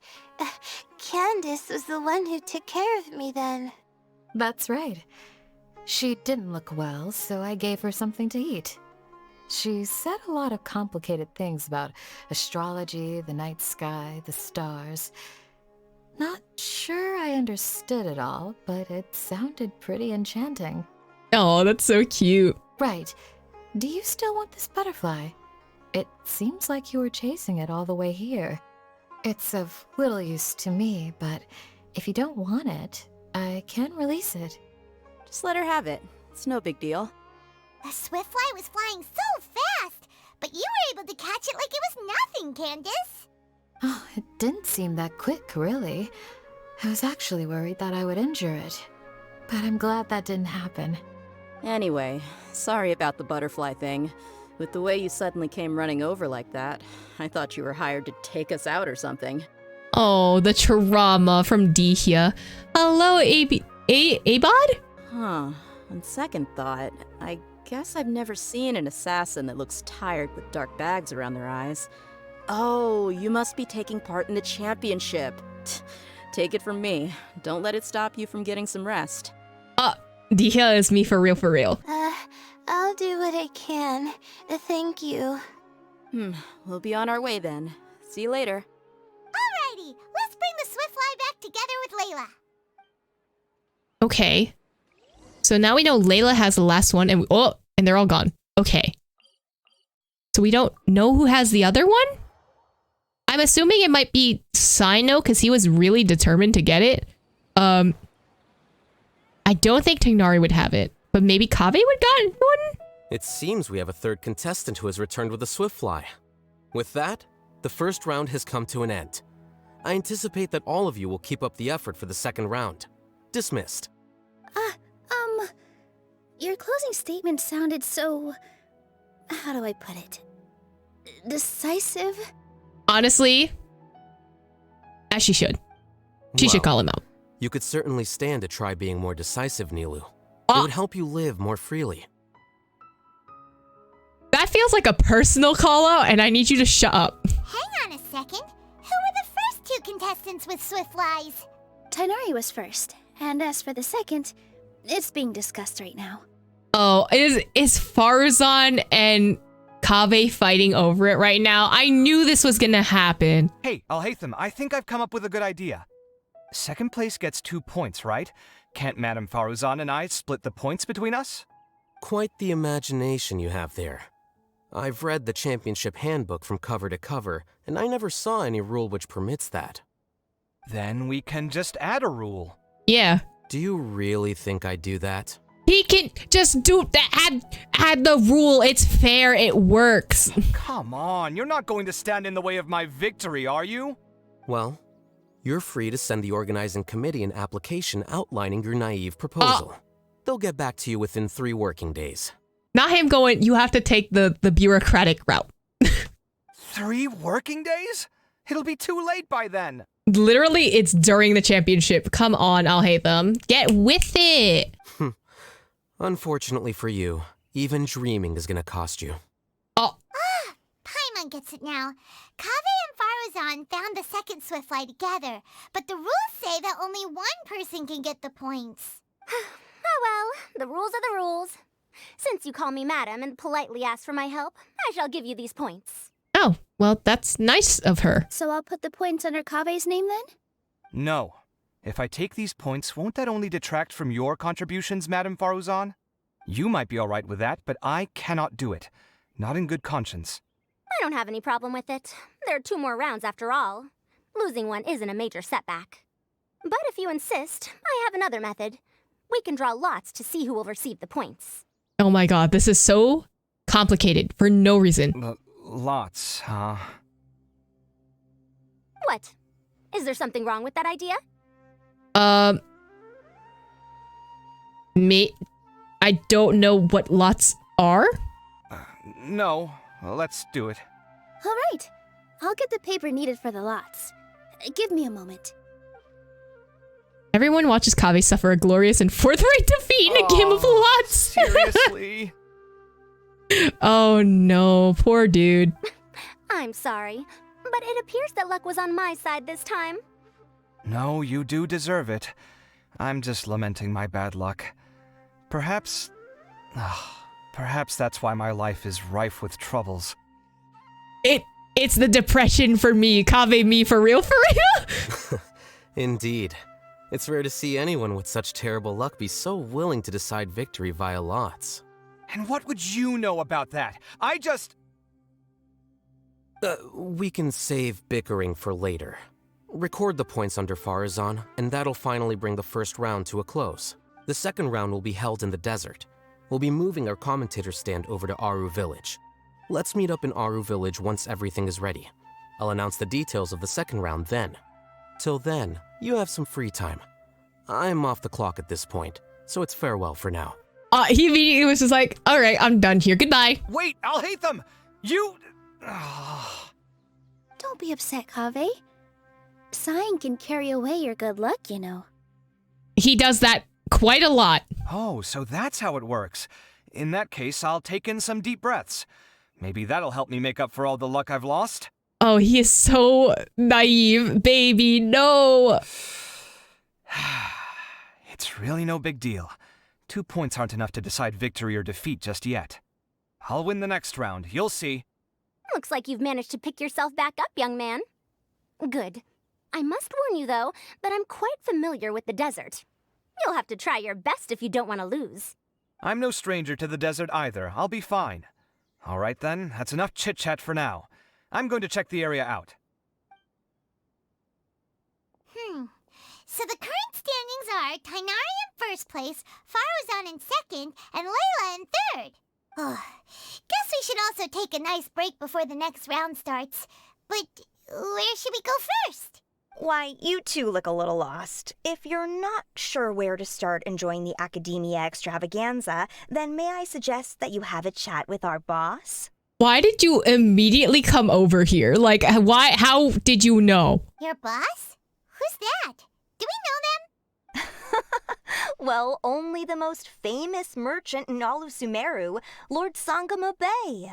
Not the objection pose, but also, of course, Dory is funding all of this. Oh, you mean Dory? Precisely. Our boss sent me to inform you two that she'll be waiting for you at Sumeru City's North Gate. Bro, I cannot be swindled in the middle of this. Immediately sus. No, for real. Like, go to the suburbs and look for Dory. What Dory want? What's she doing? Oh, well, if it isn't the Traveler in Paimon. You literally invited me here. What the hell do you want? Hey, Dory, are you here to attend the Academia extravaganza too? She's probably funding all the money for it. Of course! People are practically flocking to Sumeru City. You couldn't ask for a better opportunity to do business. This is one of the entrances into the city, and it's very close to the Wisdom Gala booths. There'll be an endless stream of customers. I can already hear the Mora going clink, clink, clink as they fill my coin pouch. Well, is there anything you'd like to purchase? We've got everything you need and deals that can't be beat. This is so sus that you're setting out right. You're setting up literally right outside the vendor, like, venue. You look like a scalper. It's literally, Dory's literally just a scalper. Girl looks so high right now. No, she is like tripping. Paimon's face. Well, do you have anything to eat? Oh, wait, we're celebrating the extravaganza and you're only thinking of eating... I mean, of course, we've got lots of things to eat. That said, I recommend that you also consider some of the great bargains we have going on. The Wisdom Gala is about to begin, and literally once it starts, each perv. The Darshans will prepare a small challenge for everyone. And just between us, I have some super booster supplements for sale. Ooh. Eat just one to boost both your strength and dexterity for a short time, allowing you to overcome any challenge. You're selling steroids, is what you're saying. No thanks, we'll pass. These little challenges are gonna be a cinch for the two of us. Just you watch. Anyway, Paimon just wants something to eat, please. If you don't have any food, then we'll just go somewhere else. All right. Mora is Mora, after all. What would you like to eat? Well, Paimon's pretty hungry right now. Do you have any touching? Let me see. This is a huge job, isn't it? If this works out, we'll be set. Here you go. 2 servings of touching. See? I told you there's nothing Lord Sangamabe can't procure. Where did you get that from? And I'm so sus. Was that sitting in the back of your storage unit for how long? Yay! Huh? What are you looking at, Traveler? I thought I just saw someone now. Oh? Who? Someone we know? Nope. Never mind, they're gone. Was it someone suspicious? Have we attracted some unwanted attention? Huh? What's happening, Dory? Is there something else going on? I don't know who you saw just now, but I do have some hard-to-come-by information about the extravaganza. If you want to know more, we can talk business later. You cannot be selling me information. I have no money. Oh, that's the end of the part 1? Oh, ooh, the cutscene's so pretty. Wait, I love this. Oh, this is so cute. Wait, this is so pretty. It's like a flower petal. Oh, this is not voiced? Have you decided to buy information from me? I forgot what Dory sounds like. I'm so sorry. Paimon's a little curious about your exclusive information, but we need to hear the price first. If it's too expensive, then forget it. I'll sell it to you for the fixed price of 1 million mora. That's a lot! Never mind 1 million mora can buy us lots and lots of tasty food! Wait a sec, let me see. Huh? Paimon's customer number 1001 for today. The original cost of the information was gonna be 1 million mora, but now your price is for free. Okay. She sounds like that one overtly excitable aunt. You know, I'm here for that. Paimon didn't know such a luck exists! Wait, you're not baiting us into spending, are you? Maybe the first sentence is free, but not the next sentence. If you don't want it, fine. Next. Wait, forget what Paimon said. We'll listen. Dory's exclusive scoop number 1. She just sounds like a lower pitch Dory. I don't know how to do her voice. Dory's exclusive scoop number 1. Do you remember the Diadem of Knowledge? Yes, the crown thing that we had? Paimon remembers that only one champion was entitled to wear the diadem. It seems very valuable. You should do the ad voice for Dory. The ad voice is much lower though. Exactly. The diadem the Sachin gave the academy. Oh my god, I can't say any words. Exactly. The diadem that Sachin gave the academia was rather expensive antique. Yet this very diadem, after it was donated to the academia, was lost by them once before. Huh? Why didn't we hear about this? If everyone knew about this, would my information still be considered exclusive? Of course, this information doesn't come from nowhere. I've got witnesses too. There's a young fellow named Kashmir from the suburbs. If you're interested in delving further, you could ask him. The password that is that incident from 20 years ago. That's so sus. So I talked to you, right? Ooh, who do I need a voice for him. Who are you guys? Is there something that you need? That incident from 20 years ago. I guess I shouldn't have told anyone. Last time I had too much to drink and blabbered a little too much, and now people are seeking me out. Since you're curious, I guess I'll tell you. I was just 6-year-old 20 years ago. That phrasing confused the shit out of me. So I can't remember clearly what happened at the time, but recently I read the diary I kept when I was a child and vaguely recalled the situation back then. The Inter-Darshan Championship was also held that year. There were 3 rounds, the last of which was outside the city. I begged my mom to take me out of town to see it, but when she refused, I snuck out. And then? I ended up getting lost outside the city. In the middle of nowhere, there was no one around. I grew more and more frightened and began to cry. That's when I saw some strange creatures. I can't remember what they looked like. I only remember how, as a child, I stopped crying at the sight of them. Strange creatures? They must be the Aranara. I was thinking elemental creatures, but that's on me. They took me to a competition. Unfortunately, by the time we got there, it was too late. It was already over. Just when I was disheartened, suddenly I saw one of those strange creatures slowly dragging a crown along. It was a beautiful crown, shining in the moonlight, and I couldn't help but follow it. I saw the little fellow hide in the crown in the hollow tree before disappearing. I wanted to touch that crown, but at the moment I could hear the distant cries of my mother. It turns out she figured out I was lost and got her neighbors to go looking for me. I never got to touch it. It wasn't until I got older, when I saw the Diadem of Knowledge at the Inter-Darshan Championship, that I realized it was the same thing. Alright, do you remember where that diadem ended up?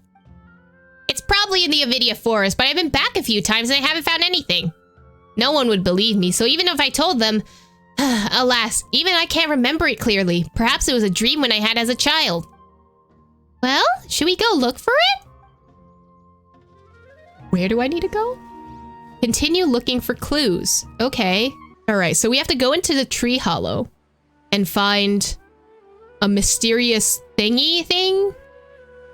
That's a really big tree hollow, though. I'm not gonna lie. Was this here before? Do I... We just... Is that an entrance? Okay. Oh! Not the black screen. This has always been here? Okay. There's a hole here! It seems completely empty and there's nothing in it! Ah! Wait! There's a note here! The good Nara taught... Oh my god, it's Aranara names all over again. The good Nara taught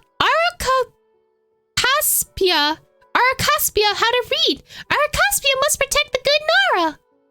What's this supposed to mean? So there was an Aranara here, and the child is probably meant Arcaspa? Ask Dory for information. Okay. Well, visited the Traveler in Paimon yet again. I have the latest update on the Academia Extravaganza. Would you like to hear it? How much is it? It's free. Isn't Lord Sangamabe generous? Do you guys remember Sachin? The guy who sponsored the Academia Extravaganza. Paimon heard that the prize money and the Diadem of Knowledge came from him. Bingo. In fact, not long ago, when I was doing business in the desert, I met an old businessman. And guess what I got from him? A dealer's ledger. With it, I can avoid dangerous areas in the desert and go more places. Of course, the most important thing is that the ledger mentions Sachin. It turns out that Sachin has been to the desert to investigate the people's local conditions and customs. He also had cordial exchanges with the traveling merchants in the desert. Much of the text is lost, but the first-hand account of the big sponsor behind the Academia Extravaganza. Would you like a look? Okay, let's have a look then. Old papers, okay. The sandstorms are raging. The caravan has stalled. We ran into a scholar calling himself Sachin. He said he could sponsor the caravan, provided that we... This is a trial of human nature, betrayal, plunder. There was nothing we could do. No one could withstand. If I could do it all over again, I would have never taken that money. Then they wouldn't have to die, and I wouldn't be living like this, a fate worse than death. Perhaps. People are the most terrifying animals in this world.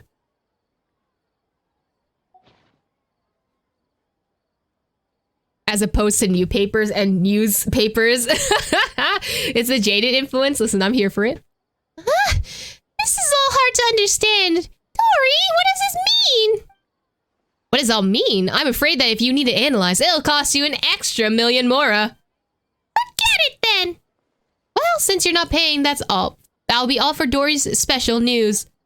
But let me give you a hint. There should be someone here who's been to a lot of the Academia Extravaganzas. Perhaps you could talk to them. Not the exit stage left. Don't bump into the props table, okay? Talk to someone at the venue. Oh. At the desert venue? Okay. Depressing but not inaccurate.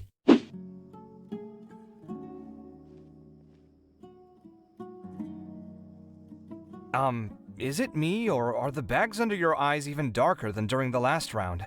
Are you alright? Not me accidentally going into the other cutscene. Oops. But also, aw, Kaveh being concerned for Layla, that's so cute. I'm going to say I wish I had Layla's alter ego. Same, honestly. I'm also super behind on Sumer exploration. There's so much to do, and Fontaine should be coming out soon, right? There's just so much. Thanks for the concern, Kaveh. I just haven't been sleeping well lately. Poor Layla. Even though I try to fall asleep, I can't get the championship out of my head. And before I know it, it's morning again. Oh, she has anxiety. She like me for real, for real. I know the feeling. That happens to me too when I'm agonizing over my blueprints. Ah, yes, the artist struggle. Getting anxiety to the point where you can't sleep because of your new project. I feel that in my bones. My child, let me bring you a pillow. Let's all have nap time with everyone, okay?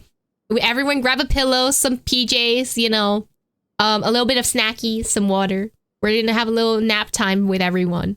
Do you have any tips for dealing with that? We're dealing with anxiety? Medication? To be honest with you, no. You could say there are many things that don't have a quick fix and can only be endured. I suppose you can think of it as something akin to an illness. Sometimes there's no effective cure, so you just have to let things run their course. He's so right, but also, boo, give me a quick fix. I don't know what's stressing you out, but I can feel all the anxiety and pressure coming from you. The next round's about to start, so chin up and do your best. Oh, that's so sweet of Kaveh. Kaveh's actually an empath. Oh, okay. You do your best too. Looks like everyone's here. I will now explain the second round to you all. There are 3 leyline disruptors buried in the area around Aru Village. Hey? These devices can imitate the effects of leyline disruption and will constantly interfere with the environment. Your goal is to shut them down. Blackpink in your area. The first 3 who manage to finish this task will be awarded 4, 3, and 2 points accordingly. 4, 3, why? Note that each person may only bring a set amount of food and water with them, and that leaving the designated competition zone will result in disqualification. Well, what do you think? Want to team up again? I shall consider letting you have the points on account of what happened in the previous round. That's all right. I've been here many times, and in any case, machines are one of my specialties. I doubt this will be particularly difficult. They're both so stubborn. It's good to see such confidence in a youngster like yourself. I also happen to be well acquainted with this place. Let's see who will find these devices first. But aside from us, you should remember that there's a favorite for Champion. We must be careful of him. There's a favorite for Champion? Who? A favorite to win? Who is it? Shh, not so loud. I mean that boy, Tainari. Tainari just wants to spread awareness of his class, right? He doesn't care about the competition at all. He took first place in the previous round, and if he does so again this time, we may as well declare this competition over. I heard that you solved the Avidya Forest's leyline effluence problem with him not long ago. Since this round involves resolving a machine-simulated leyline disruption, it should be a simple matter for him. That's true. It does look like his odds of winning are pretty high.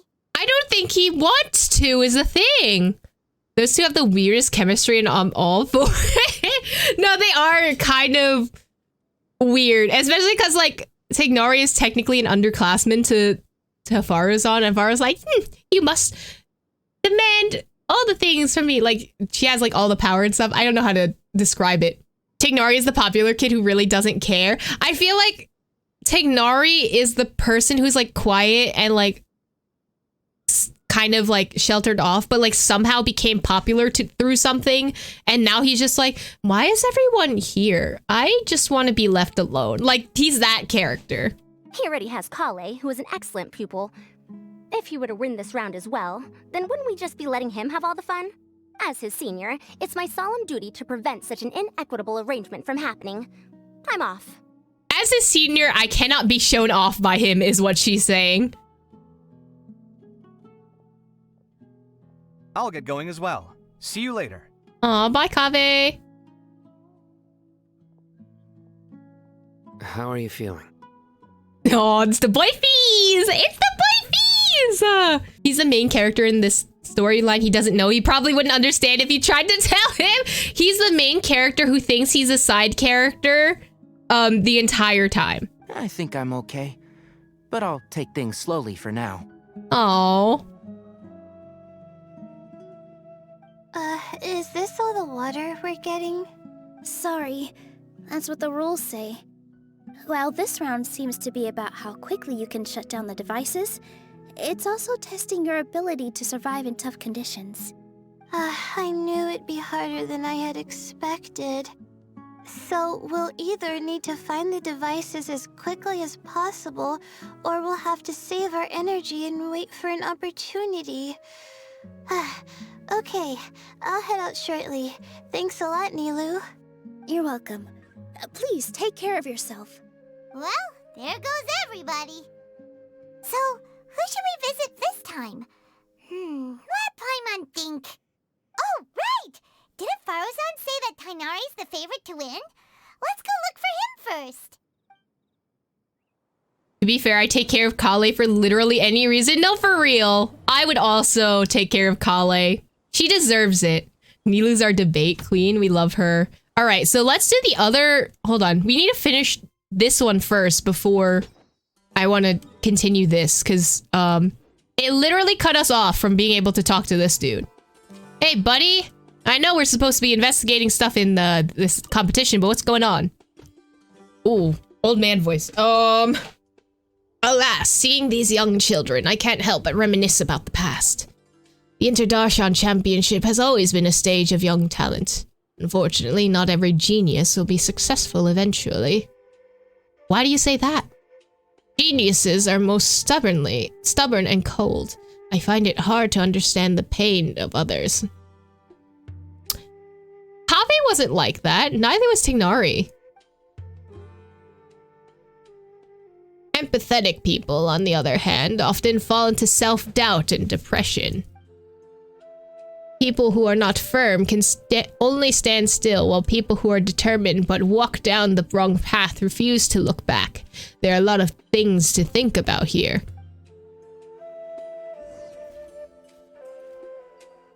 Hey, talk to someone at the venue. Oh, it's another one. That way. My brother, why you gotta call me out like that? No same. This year's Inter-Darshan Championship, my favorite has to be Sino. Aside from his skills as the great Mahamatra, looking back at the tournament's history, the Spantama Darshan has the highest percentage of champions. Many people say that this Spantama Darshan produces many talented people, such as Cyrus. Cyrus is a Spantama Darshan? At that time, my friend also participated in the game, and I went there to cheer for him. The last round was played in the Avidia forest. In the end, no one dared to approach them, and no one knew what was going on in the depths of the forest. Then I heard that Academia shut down the competition. Later, the Inter-Darshan Championship removed many of the events in which people fought to the death, discouraging people from being desperate enough to do so. Oh, so it was like a gladiator event. Okay. What was your friend like?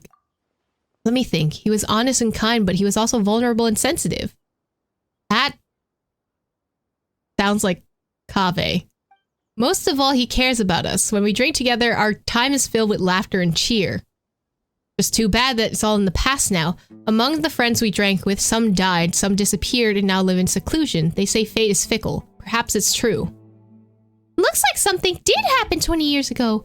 Right, didn't Wikas tell us to seek him out if we had any questions? Now that we have the time, why don't we ask him? Oh my god, I don't remember what Wikas sound like. That incident from 20 years ago. Why the sudden question? Did you hear any particular information? We've heard that the diadem seems to have been lost 20 years ago, and some contestants' personalities changed. You seem to know a lot about that. Wikas, is there something you're not telling us? Not exactly. I was 5 years old when it happened. How could I know? But there are things I never told anyone. I'm actually part of the Academia Extravaganza's planning committee, but because of the influence of a senior colleague. Okay? That senior colleague I met on a trip, he was a bit timid and would always flee and cower somewhere at the first sign of an emergency. One day 4 years ago, I said to him, I want to go back to the Academia. The Academia Extravaganza is about to begin. And then? On mentioning the Academia Extravaganza, he got startled and said something about, it has nothing to do with me. Huh? When I said goodbye to him, he insisted on getting a drink with me. After several drinks, he started talking all sorts of nonsense. I also had too many, and in my drunken stupor, I didn't really hear him that well. Of course. I only remember that he said he lost the Diadem of Knowledge for a while. He was in charge of the distribution and recovery of the Diadem of Knowledge, and that he nearly had like the one we saw before. He said that the Diadem of Knowledge was a very valuable treasure, which is recorded in many ancient books. Legend has it that it was built by a famous craftsman in ancient times and carries a secret that no one knows. Sachin had entrusted the Academia to safeguard the diadem after all. It was my senior who was responsible for the diadem's disappearance if he could not afford to pay for it with his meager wealth. Even if the loss was temporary, no one should know of it, lest the Academia find him guilty of gross negligence. So he covered it up? Yes, it seems like he also said that many people came to inquire about it, including children. But he said that the diadem had never been lost. But he was so scared when the things blew over, he quit his job and left the Academia. I drank too much that night, and when I woke up the next day, he was gone. The more I thought about it, the more I had a bad feeling that issues would crop up with the Academia Extravaganza if entrusted to someone like him. I didn't have a job at the time, so I joined the Academia Extravaganza planning committee. I tried to investigate things on the inside too, but I couldn't find anything. And the diadem was found, and the man whose personality was said to have changed was dead. There was nothing to be found. Still, 20 years is a long time, long enough that people involved from the beginning no longer remember nor care.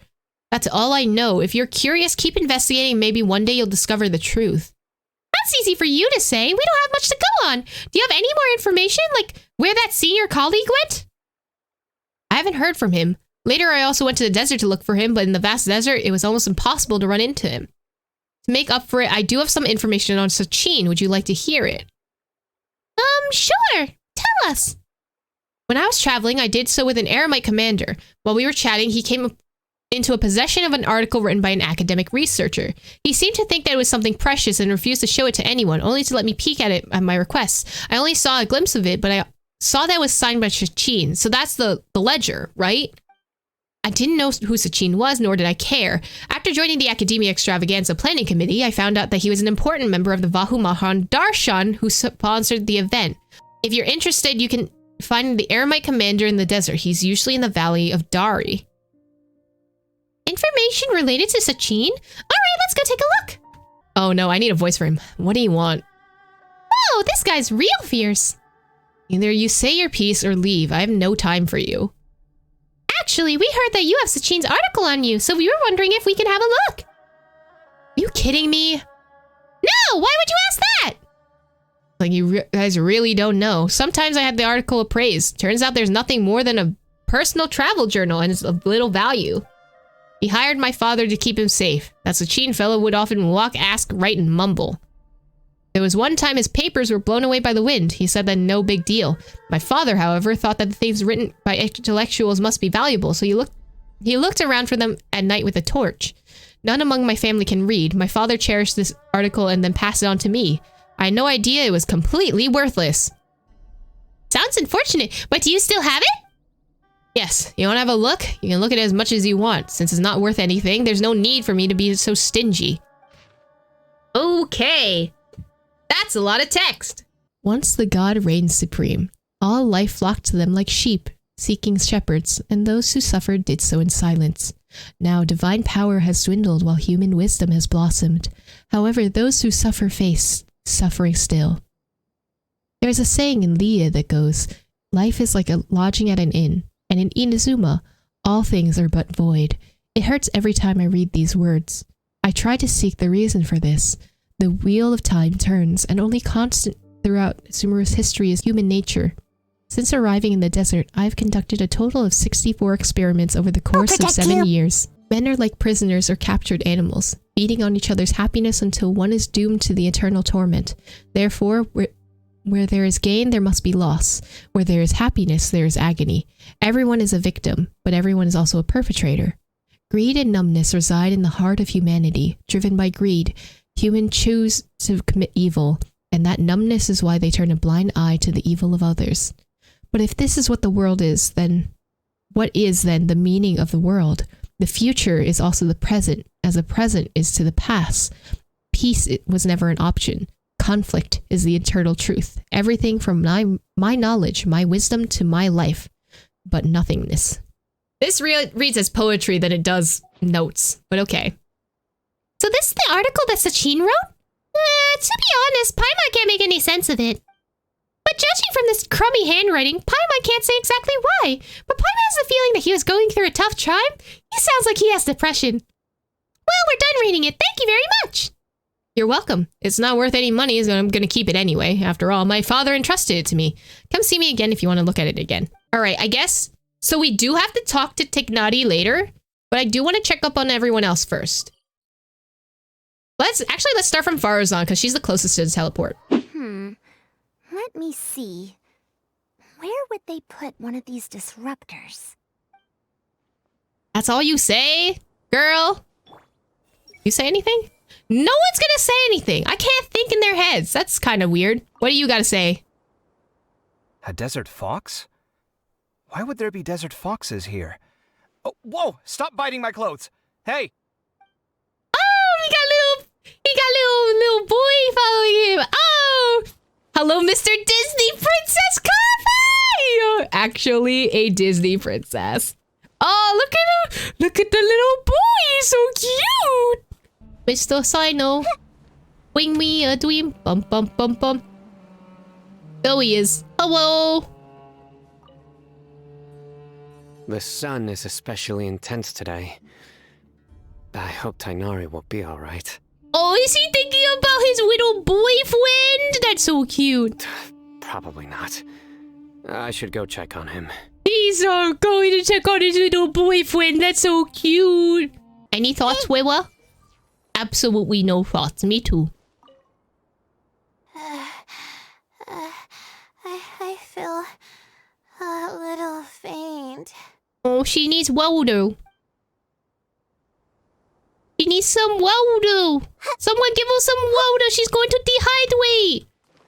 You say nothing. This seems more annoying than the last round. That's fine, though. I'll find some place to sit and watch them scurry. You're here for a reason. I don't know why, but I'm gonna figure it out, okay? You're definitely being investigated by someone. I think you're maybe helping Nahida, but I don't have any proof for that. Tignawi! Hey, Tainari? Tainari! Huh? Weird. The locator says that he should be around here somewhere. He's been kidnapped. Tainari! Can you hear us? He's been fox-napped. He's over there. Oh no! Are you okay? You're right. Huh? Oh no. It looks like he's fainted. We have to help him. Tainari, are you okay? It's so hot. Oh, so you passed out because of the heat. Are you not used to getting around in the desert? He lives in the forest, that's why. He's underground. No, he's stuck in the desert. That's right. I usually bring lots of water when I go to the desert, precisely to avoid this situation. Tignari's just a little plant. He needs extra water. I went through all my water very quickly, and with the effects of the disturbed ley lines, I started feeling dizzy. No. My ancestors, the Valukashuna, were originally from the desert. But I guess this is what happens when a species migrates. They become intolerant of their original environment. This isn't the time for a history lesson. Let's get you some water. Humans. Such fragile beings. Your bodies can't even survive extreme changes in the environment. Oh my god, shut up. Just because you're a puppet and you don't need water does not mean you can hound Mr. Foxy Man over here because he needs water, okay? And you consider yourself strong? I kicked your... Here, take this. Let him drink it. Oh, he's so nice. Thank you. Oh, poor Tignari. I love this little shot, though. This is... Can we get more of these? These are adorable. Are you serious? This had better be just normal water. Hey! You're leaving already? It seems it really just is water. Paimon really doesn't get that guy.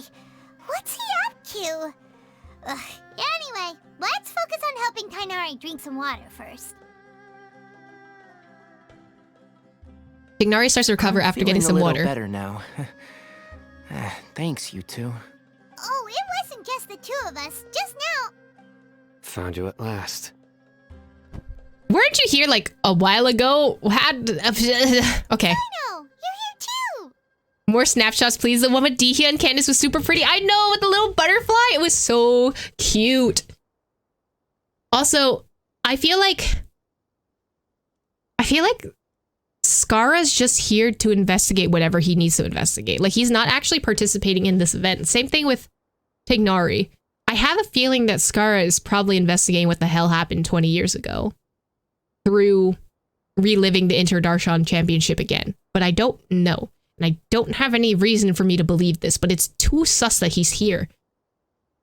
Boyfriend, share your water too? Exactly. Boyfriend gives halvesies. I was concerned, so I came back to check on you. Will you be able to go on? The fur on my tail is so dry, it's practically been singed right off. I don't see any purpose in pushing myself beyond what is reasonable. Oh, and you didn't even want to, like, win in the first place. He just wanted to advocate for his little talk thing. It appears I'm not suited to this particular round. I should probably just return to Aru Village and rest. Really? So you're backing out? Oh. Yes. I do have my results in the first round to serve as a buffer, so even if I forfeit this round, I still have a chance to turn things around later. Darshan? No, I meant like he was trying to do like a talk in the forest, and that's the only reason why he joined, so he doesn't need to push himself. Poor baby. Withdrawing now will allow me to conserve my energy. Continuing to push onward would be counterproductive. Very decisive. A wise decision. Let's get you back to Aru Village. It's fine.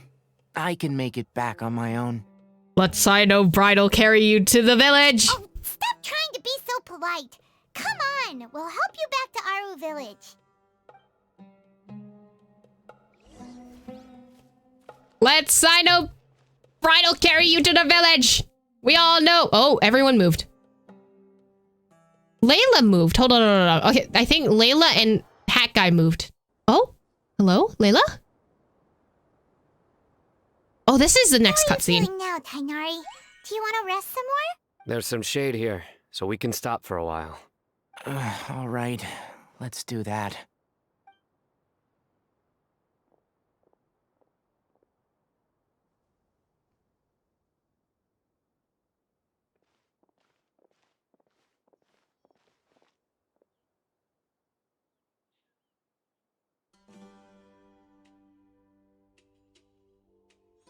Oh, Sino and Tighnari. And you've got the Traveler and Paimon with you. Oh, hey, Layla! Yeah, the sun was too strong, so I decided to take cover here for a while. What about you? Are you all done already? Unfortunately not. I'm not quite as capable as I thought. I intend to withdraw from this round. Sino and the Traveler are escorting me back to Aru Village. Withdraw? Can you even do that? I believe the rules do provide for such a situation. Alhaitham did say that the act of leaving the competition grounds would result in disqualification from the round. Didn't I ask you if you were all right before this? If you had just decided to withdraw then, you wouldn't have had to suffer. Aw, look at the boyfies arguing. Well, I had to try, didn't I?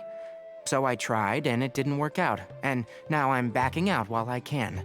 When I get back, I'm definitely going to make a batch of sun-resistant oil. Next time I venture into the desert, I'll be prepared. By the way, you're Layla, aren't you? You don't look very well yourself. Will you be all right? Listen, Layla always seems like she's one day away from literally tripping and falling on herself, so it's fine. I did feel a little faint when I first entered the desert, but I feel a lot better after resting here for a while. Be careful not to push yourself too hard. Don't worry. I'm just... Feeling the pressure? You can tell? Your expression is similar to the ones I see on criminals' faces when I interrogate them. Ayo? To tell you the truth, I'm still not sure whether I have what it takes to represent the Ratawahis Darshan in the championship. Most people voted for me because of all the rumors surrounding me, and to be honest, those rumors don't really mean anything. Now I don't know how to deal with all the expectations they've put on me. Even the people who usually criticize me voted for me this time. So I feel like I have to live up to their expectations somehow. So their expectations are putting pressure on you. Oh? Yes. Actually, I heard that you were voted in as well, Tainari. How do you deal with it? To be completely honest, I don't really feel any pressure. I don't think Tignari cares. Firstly, those who expect things from you do not necessarily do so for benign reasons. Retweet. On the other hand, those who do consider your feelings certainly wouldn't want you to push yourself. Also retweet. Next, we are researchers. Our primary duty is to interact with knowledge, not to meet others' expectations. Tignari is spitting facts, and I appreciate him so much for that. As for me, I took part in this competition to advertise for an academic lecture at Gandharvaville next month. I'll obviously try my best during the competition, but I won't let any additional pressure get to me. I think you can also try to find a clearly defined goal. That may help you. Layla's getting some Tignari mentor treatment. I know, this is so sweet. I love this. I understand. Thanks for your advice. I'm absolutely parched after talking so much. I've still got some water with me. No, I'll be all right. We aren't far from Aru village, so I can go the rest of the way myself. You should get back to the competition. Don't you want to win that limited edition card? Let your boyfriend help you! Yes. All right then. Your spirit will live on through me. Wait, that's such a cute line! Wait! W-Riz, wait! I ship them so much. That's so cute. Your spirit will live on through me is such an anime line. Oh my god. This guy I can't. No, he is so... Best boyfriend award goes to Sino. Hey, don't talk like that. I'm not dead, Sino. He's just being dramatic. Let him have his anime moment. Everyone, I'll be heading back now. See you after the round ends. He's role-playing as himself and I love I'll continue it. searching for the ley line disruptors. He's being so dramatic. I love him so much. Man's too Yu-Gi-Oh for me. Actually, we love him. Bye, Sino. Are you feeling better now, Layla? Yeah, I feel like some of the weight has been taken off my shoulders after chatting with Tainari. Oh. It's been a long time since I first left my hometown to come to the academia, and every day here has been so precious. But of course, there have been some rough times. All sorts of complex astrological models, countless quizzes, and essays that took all my brain power to barely finish. Each of those things are like huge boulders barreling at me, forcing me to continue running forward. Sheesh. Listen, college do be like that, though. When I was chosen as my Darshan's representative, it felt like another boulder was added to the ones already rolling behind me. Every time I close my eyes, I think of all the people I'd disappoint if I mess up. Oh, we would never be disappointed in you, Layla. This is very Sisyphus. Yeah, I think that's what Tainari was trying to tell me. You're our good friends, which is why you didn't stop him from dropping out of this round, and why you don't feel disappointed in me. That's right! No need to feel so down! That said, he did also say that he hopes I could have more concrete goals for taking part in this competition. I don't have any now, but I'll give that some thought. Anyway, I won't take up any more of your time. You still have to record the other contestants' progress, don't you? Perhaps they've had some breakthroughs while we've been chatting. True. We should go look for the others. Now, who's left? Tainari's dropped out for the round, and we just saw Sino. You could go see how Madame Farozan's doing. I've heard that she's quite knowledgeable about the desert, so she's probably made some progress by now. Okay, let's go look for Farozan. I want to look for Hat Guy because I want to know why the hell he's here in the first place. What do you got to say afterwards? Don't worry, I'll be fine. Okay. Hey, buddy. I do like that they have the indicators now of when people are going to actually initiate the next storyline, which they should have done. They do that for Honkai, which is really, really nice. What do you got to say, buddy? Looks like someone's taking it easy. I don't think he's part of the competition. He's just here. You should be thrilled that I have nothing to do. Otherwise, that means someone's in for a very, very bad day. But if you don't get any points this round, you won't have a shot at winning. I don't think that's the point. It's not like I care about winning or clout. Really, the real prize for me is watching all these people fight over something so useless. Oh, you reminded me of something. There shouldn't be any more incidents after this round. If you'll excuse me, I have somewhere to be. There shouldn't be any more incidents after this round? What does he mean? Oh, you are so the tech worker that's trying to keep things quiet behind the scenes, and I don't know why you're doing this, please. Okay, so let's go see what Sino says after moving. Because this is a new location. I'm not going to look anywhere near that bot. That is terrifying. Where is Mr. Sino? You might be below me if you're not up here. They ask you how you are, you just have to say that you're fine when you're not really fine, but you just can't get in. You just missed him? Oh, am I stupid? Oh, no. The answer was yes. Oh my god. I'm gonna be so mad at myself once I see him.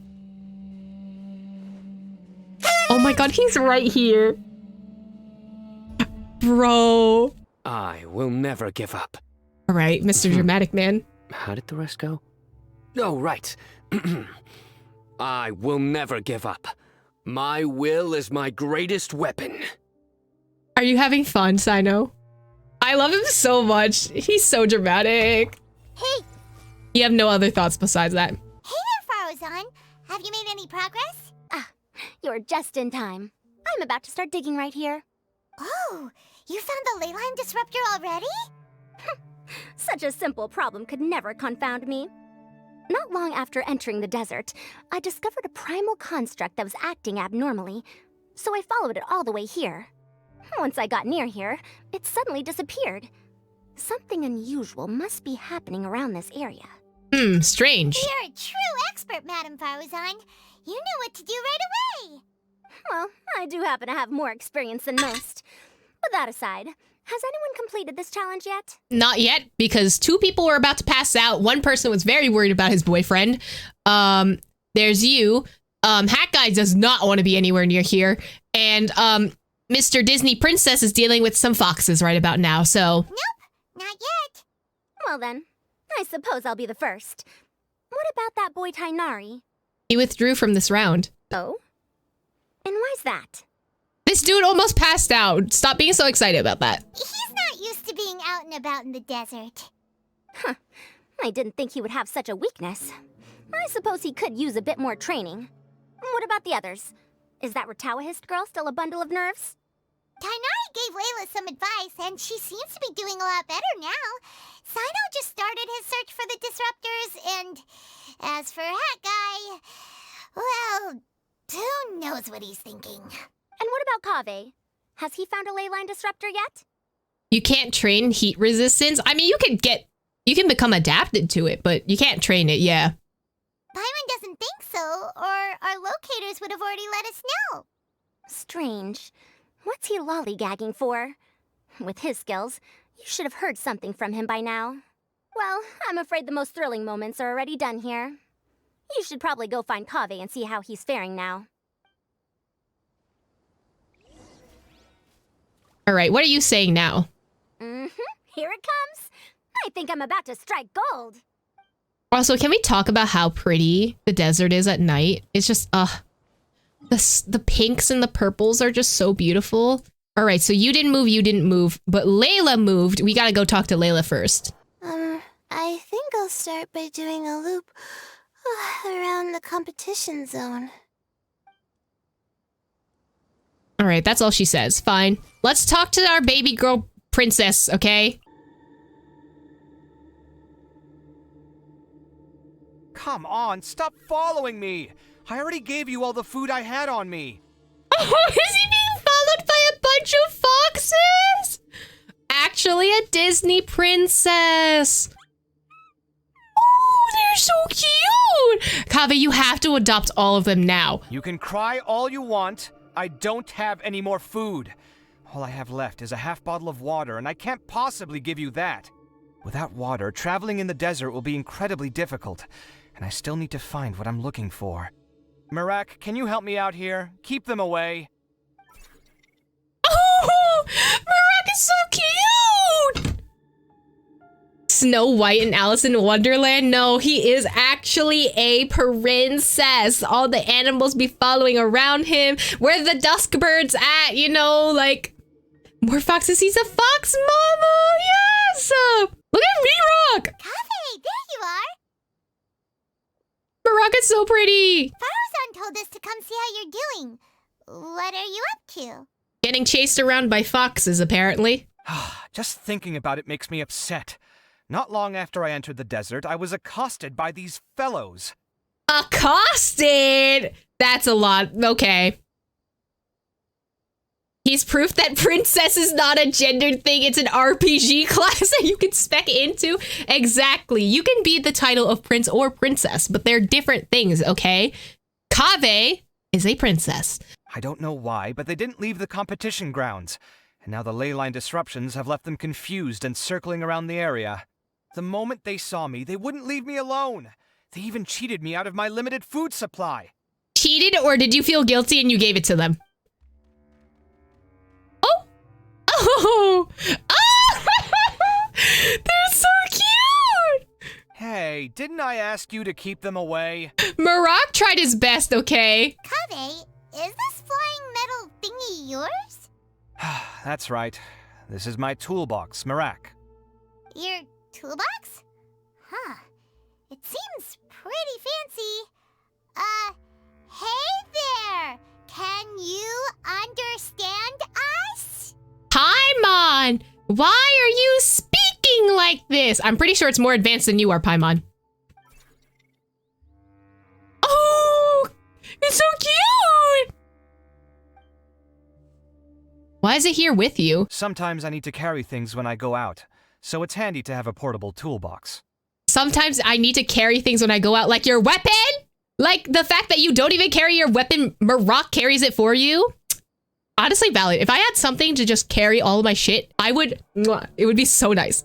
Well, this definitely doesn't look like an ordinary toolbox, that's for sure. It's a long story.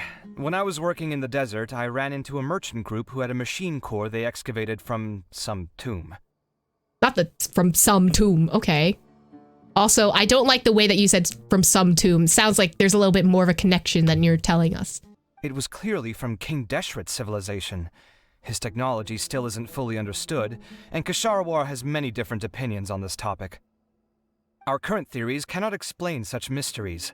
Upon seeing such a rare, complete specimen before me, I forked over all the mora on my person to purchase it. So he is the definition of a whale. Some time back, I wanted to make an automated case that could store my offloaded items. With that core, I created Mirak. Oh, you created him with the core. Okay. So it's... That's kind of cool, actually. And he has a little personality. It can't understand commands that are too complex, but it can serve as my assistant and help me with things like mapping and surveying. He's so cute. I want to build a Mirak for like cosplay reasons. Like, I want it to light up. I think that'd be so fun. Kaveh, no financial advisor can save you. I think Alhatham's trying to be his financial advisor. Let's be real. That ain't working out too well. Most importantly, it can't talk, so it can't give me any attitude. You're just saying he's not like Alhatham. That's it. Oh, he can give you expressions. Kaveh, just look at him, okay? Look at the baby. I wonder if Mirak is more advanced than Karkata. It's possible, right? Because Karkata was made using Deshret technologies, and it wasn't really altered that much more than that. Aside from what the researcher did to upgrade his preservation, I don't think Mirak has any sort of preservation kind of abilities built into him. It just seems like it's like simple instructions, very like, he would be basic Python coding 101 kind of. But he can do some things, you know? Simple tasks. Karkata feels like a pet, Mirak feels more like Pikachu. Oh my god. Oh, yes. Thanks for helping hide the fact that I live at Alhatham's place earlier. It's okay, because Paimon almost blabbed the entire thing. Oh, Paimon was the one who gave it away in the first place. Sorry. I hope this season of my life ends soon, so I can get things back on track. Things just started going downhill at some point. Maybe it all started when my mom remarried and left for Fontaine. Mommy issues. Maybe it all started when I spoke to Alhatham in the library. Okay. Or maybe it's because constructing the Palace of Alcazar's array burned through my funds. I'm still paying off the debt from that one. Oh, when's this going to end? Oh, Kaveh is me, actually. Wait, Kaveh, it's okay. No need to trauma dump. I got you. It's fine. It's okay, buddy. You'll get through this. Oh, they feel sympathetic towards you. Now that I think about it, I guess we're all unlucky here. It's okay. We just adopt all three of them and you bring them to Alhatham's house and he cannot debate it any further. Trust. It's not like any of you asked to be trapped in a ley line disruption. Okay, let me get you all out. He's gonna rescue the foxes! That's so cute! He really is a baby girl, exactly! Do you need a hug? Let's all group hug the princess, okay? Kaveh, aren't you going to look for the ley line disruptors? Yes, but I can't just leave them here, can I? It's okay. We can just go around with the foxes and look for it first. And then once the ley line disruptor is done, then they should be able to go wherever they want, right? Oh, forget it. The more I think about this, the more I feel a headache coming on. I'll get back to searching once I get them out of here. Time's a-wasting. I'm off. Oh, he runs off and they follow him. Wait! Kaveh looks like he's conflicted. Oh! He really wants to win, but he can't ignore those he wants to help. That's so cute! Oh no. He wants to win, but he can't ignore those who he wants to help. Oh, the dilemma. He's a unique character. He can only do one or the other. Paimon's always felt like he's the type who easily gets himself into tough spots. Maybe that's why he needs Alhatham to be his foil. Paimon doesn't mean this in an insulting way, but he seems like the kind of guy who'd be really easy to take advantage of. Gullible? Yeah. You're certainly cruel with the truth, Paimon. Why are you like this now? What's changed in your personality that you've been pointing things out like this? What do you know? Whoa, someone's done already. That was quick. Right? Wonder who it is. Let's go back and ask Alhatham. It was probably Farazan. Not gonna lie. Can we catch up with Kaveh? Okay, he's run all the way over there. We have to catch up with Kaveh and see what the hell happened. I need to see them. And the foxes. Oh, he's a Disney princess. That's so cute. Oh, look at them.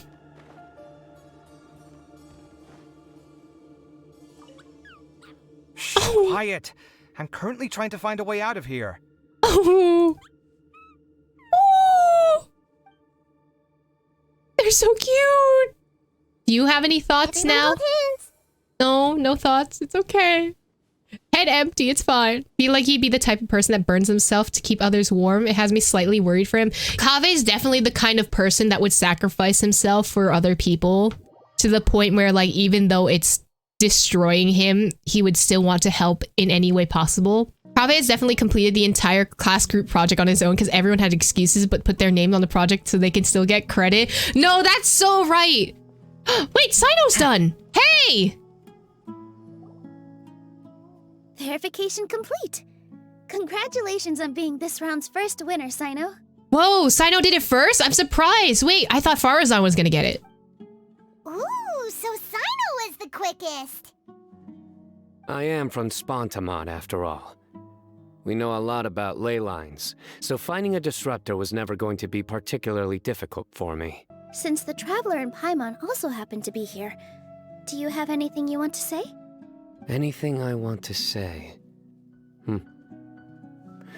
My friend couldn't continue on, so failure was never an option. Oh my god, he's so dramatic. We love him. The bonds of yesterday will forge the road to tomorrow.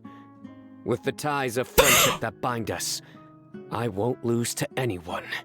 Oh my god. Welcome Sino to the objection screenshot list. Oh, beautiful. Mwah!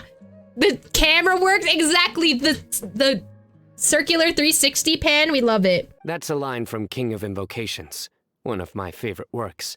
Of course and it is. It sums up my thoughts right now. It might be a good thing that Tainari isn't here, or else he'd give Sino a good smack right about now. That's so Sino. Oh, wow. It's already so late. Everyone's probably running low on food and water. It'll only get harder from here on out. Something similar happened in King of Invocations. What a classic. Any thoughts on that, Alhaitham? I have no thoughts regarding King of Invocations. Oh my god, he definitely doesn't know what the hell he's talking about. Sino's the star of this event for sure. He's so dramatic. I love it. I would argue that Kaveh is the dramatic one. Asking about that. The zoom in. I feel like if Sino's not the star, then Kaveh has to be the star, you know? Deserts are much more dangerous at night, so this competition should be nearing its end. At the moment, only Farazan, Layla, and Kaveh remain. I wonder who the next person to find a disruptor will be. Wait, only 3 people are left? Tainari forfeited, and Sino's already done. What about Hat Guy? He also forfeited not long ago. Ugh, Paimon can't understand what he's thinking at all. But, like Alhaitham said, this round's almost over. Let's go see what the other contestants are doing. Okay, let's see if anyone's positions have changed. So, Hat Guy forfeited. What do y'all have to say? Things are really heating up now. You can feel the contestants' passion too, can't you, Alhaitham? I don't think Alhaitham cares. Compared to the abstraction of human emotions, the desert heat is easier to intuit. Tainari made the right decision to forfeit. Okay, y'all saying words, I guess. Y'all got thoughts? The weather today might affect this round. The weather today might affect this round. Wait. Huh, okay. What do you have to say, Nilou? I'm not sweating too much, am I? Oh, it'd be so embarrassing if that was caught on camera. The boyfies are in the corner. Hello. Oh. Are you alright? Oh, they're so cute. Much better. Aru Village's hospitality sure is something. 2 whole pitchers of water, to be precise. If your throat's too wet as a result, I can provide some dry humor. Oh. My god, Sino. No, thanks. Much appreciated, though. Not the dry humor. Your entire personality is just dry humor. Oh, you don't have any thoughts, though. God damn it. Well, you're digging at something. Hello again. You know, it suddenly occurred to me that you guys have had to do a lot of running around this time. Don't you find it tiring? Not bad. Really? Wow. I don't know where you get your strength from. I don't know either. The desert's getting colder now that night's falling, and the wind can really sting your face because of all the sand in it. Has anyone finished this round yet? Not that I know of. Sino's already shut one down. Have you made any progress yet? I circled the whole area, but I didn't find anything. But I did have the chance to think some more about that thing that was weighing on my mind, and I realized something. What was that? Well, my fellow Retawahist members must have all put my name forward for different reasons, and maybe a lot of them only picked me because they wanted to watch me make a fool of myself. That's a lot of work for multiple people to try and clown on you for absolutely no reason. I don't think that would be the case, buddy. As much as I do think that people would try and do something weird like that, I don't think they would try and do that. That's a lot. But be that as it may, I believe that a lot of them genuinely do expect great things from me. Yeah, I think people believe in you, and that's the whole point, you know? And I want to live up to their expectations. I don't want them to regret putting my name down. Mm-hmm. Huh? But doesn't thinking like that put a lot of pressure on you? Of course, that comes with some amount of pressure for sure. But now I've thought about it, I don't feel like this is something I have to do. Instead, it's something I want to do. That may not sound like a huge difference to you, but it's helped me relax a lot. So don't worry about me. Well, that's great! Also, now that I've relaxed, I'm suddenly really sleepy. Oh! We're gonna get duplicate Layla? I think I'll just take a quick nap. Just a quick one.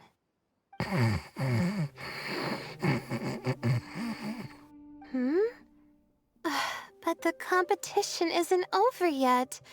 Oh, Layla. She's really a bundle of nerves, isn't she? Yeah, she is. Also, hello, second Layla. Wait, you're... Sleepwalking Layla? Good to see you too. Ooh, it's nice to be out. Feels like I've been cooped up inside for quite a while. Well, since I'm here, I guess I should help her finish this.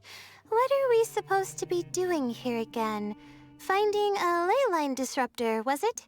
I feel bad for, like, I know not everyone's gonna finish Layla's story quest before jumping into, like, this story. So if this is, like, their first introduction to secondary Layla, oof. Let me see. Looks like she's basically gathered all the information she needs. It won't take long to wrap this up. Come with me, you two. Oh, off we go then. There she goes. Can we talk about all of her stuff jangling? I love it. That the ley lines have a regular flow, similar to the way that celestial bodies follow fixed orbits. If we were looking down from on high, I wonder whether we'd find that the ley lines are just the reflections of the stars upon the Earth. Don't say stuff like that. Astrological phenomena can be directly observed.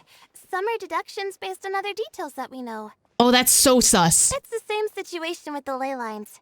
The parts of them that are hidden underground can be identified via elemental energy, sound, and other phenomena. Is this a confirmation for the world is upside down theory? Is that what this is? Layla? Layla, answer me. You have answers. What are you saying? Plus, now that someone has shut one of the disruptors down, the contrast between before and after can provide me with further information still. Layla! Let me see. It should be here, I think. You can't just lore drop like that and then expect us to just keep going on. What do you say? What do you mean? Is this a confirmation of the upside down theory or not? This should be it, right? I'll turn it off. That should restore the ley lines in the area to normal. Nice work! Again, I didn't do any of the real work. I'm just wrapping up. I think she just relates what she knows at the task at hand and nothing more. I don't like that she kind of just says information that could confirm theories that are part of Genshin, but just doesn't. That's my one biggest gripe with Genshin. They'll say like stuff that is like theoretically could be possible and then just don't say anything else. And they don't expound upon the information that they tell us. Like, come on, Genshin, please. It's either a lore drop or a red herring. I think it's a lore drop because the upside down world theory has been a thing since like the beginning of Genshin. So I hope it's like a confirmation. She'll probably wake up soon. No doubt she'll be a little disoriented at first, but once she's got her bearings, she'll go and report that she shut down this disruptor. Will you be staying here for a while? Or are you going to check on the other contestants? Oh, time to check our locator. Whoa, it looks like Kaveh and Farozan are headed towards the same place. Perhaps they're about to find the last disruptor. Also, speaking of Kaveh, he's an interesting one. Why? Huh? Why do you say that? Before the second round, he had a chat with the other me. He said that worries can be like illnesses. They don't always have a magic cure. Sometimes you just have to endure them as best you can until they run their course. But the way I see it, his situation is much worse than my other self's. She just hadn't found what she wanted to do at the moment, which is why she felt lost.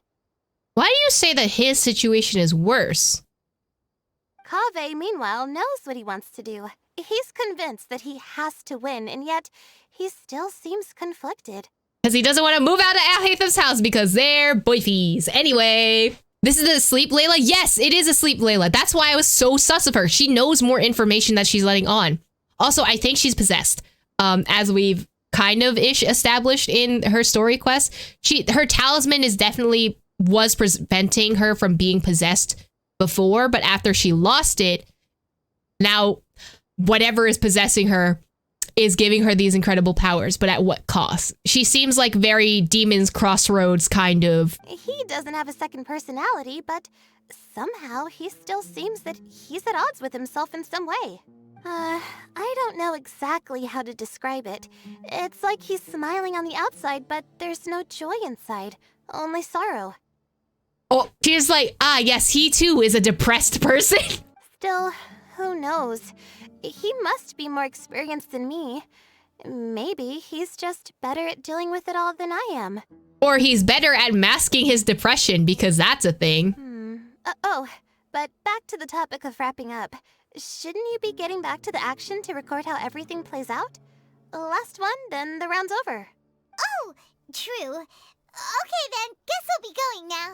We'll keep everything you said in mind. Do you have thoughts? Kaveh and Farozan were super confident at the start, but it turns out they're the last ones to find the disruptor. And they're gone. But between the two of them, who's going to get there first? Let's head over quick. It should be around here. Finally found it.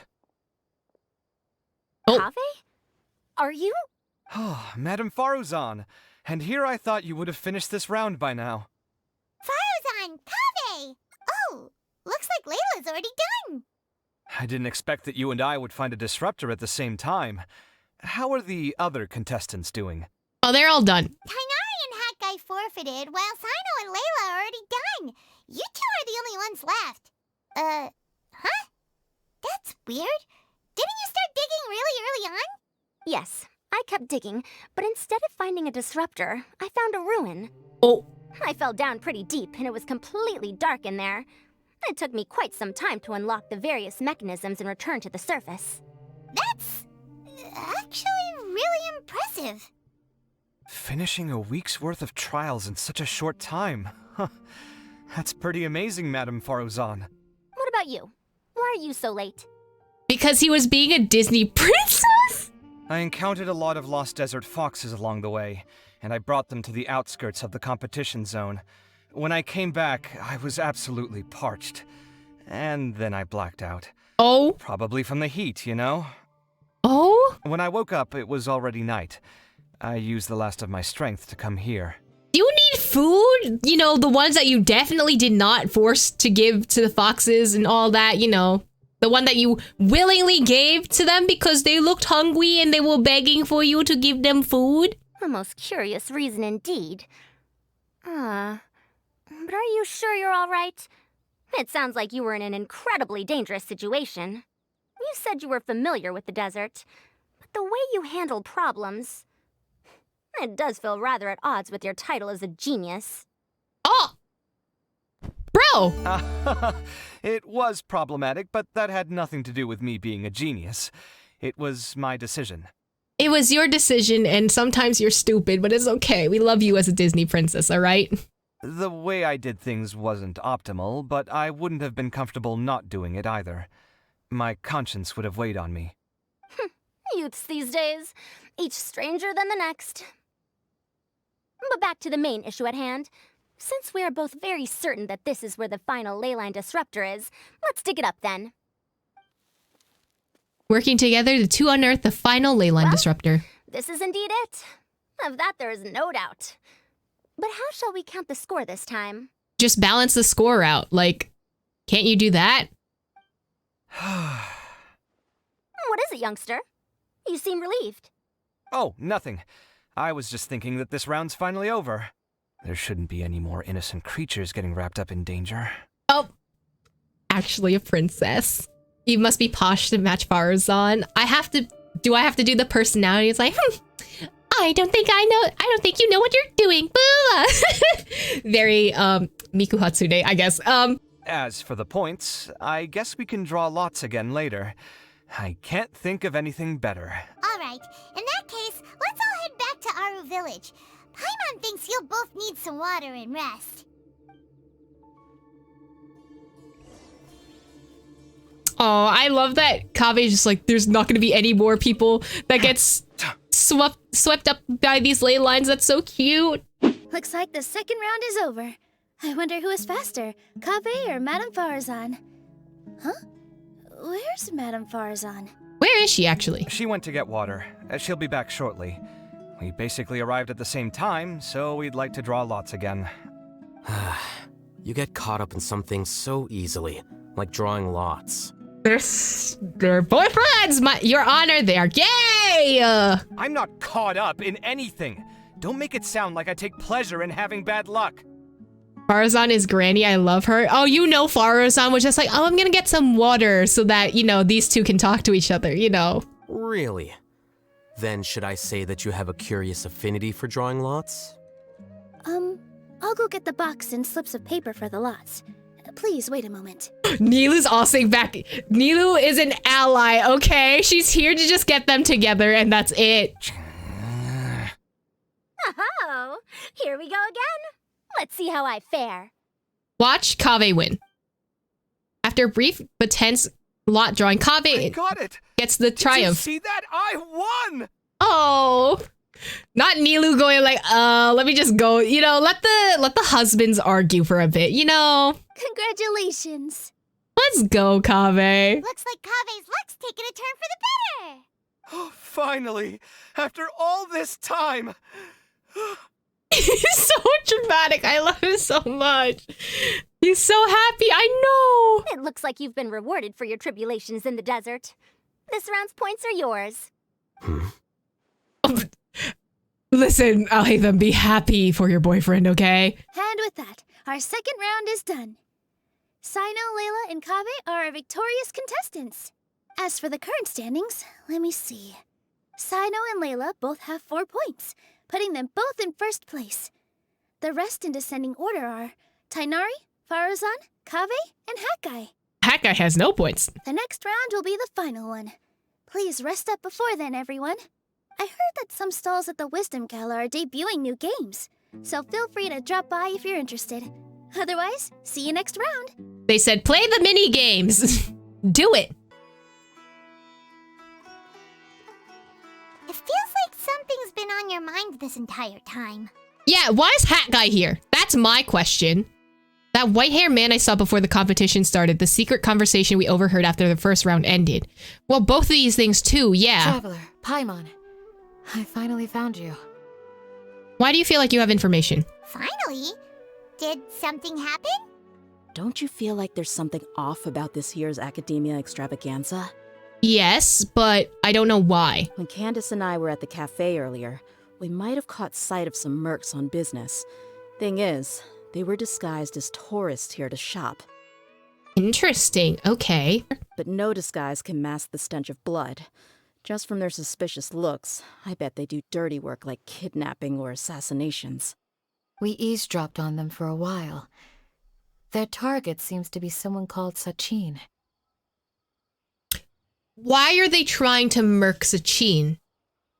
Right? Sachin? Isn't that the person who Karina mentioned during the opening ceremony? He's apparently the sponsor behind the competition prizes and the Diadem of Knowledge, but he hasn't shown himself at all. Sounds like a rich person, all right. It makes sense now. The Eremites have been struggling to make ends meet recently, so a lot of groups have been doing private work that involves the rich. Oh. I mean, freelance work kind of works like that a little bit. I'm not gonna lie. In their words, one gig sets you up for half a year. Just one job like this nets them enough mora to take it easy for a while. It do be like that sometimes. The extravaganza has brought many tourists to Sumeru City all at once, so it's likely that they took advantage of the bustle to sneak in. Dia and I wanted to directly capture them, but they were on guard and made some excuse to slip away. Because they know you're gonna investigate them. And also you're high-profile people, so... I would have tied him up if it wouldn't have caused a scene. Oh! Who's legally supposed to take care of this kind of thing? The Matra or the Core of 30? I feel like it would be the Core of 30. If Sino were here, he'd definitely get involved. Why don't we head over to the Academia and tell Amatra? Thanks a million, you two. Not at all. It was coincidence on our part as well. Did you guys finish shopping? Can I still go shopping with you guys, though? Yeah, don't sweat it. The Eremites' reputation is going to get even worse if these scumbags succeed.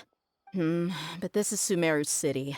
Candace and I don't have as much freedom to act here, so we're leaving this in your hands.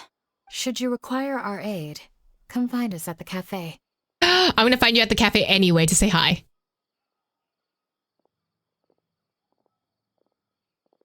Paimon's noticed that something's bugging you.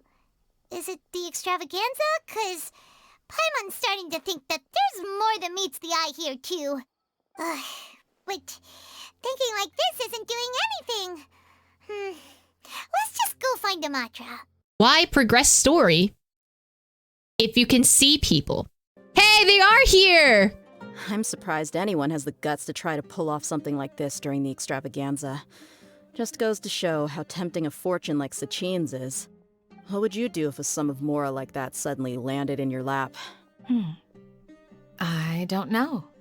I've never thought about it. Come on, first thing off the top of your head. How would you spend it? Buying food, finding water sources. That kind of thing, I guess? Google lied to you. Google actually lied to you straight to your face, because they're right here.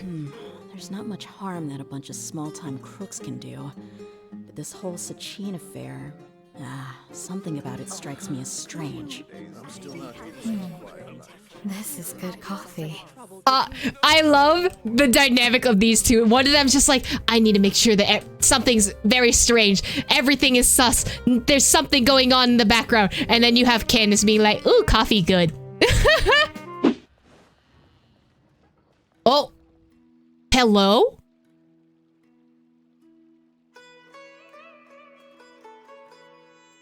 Huh?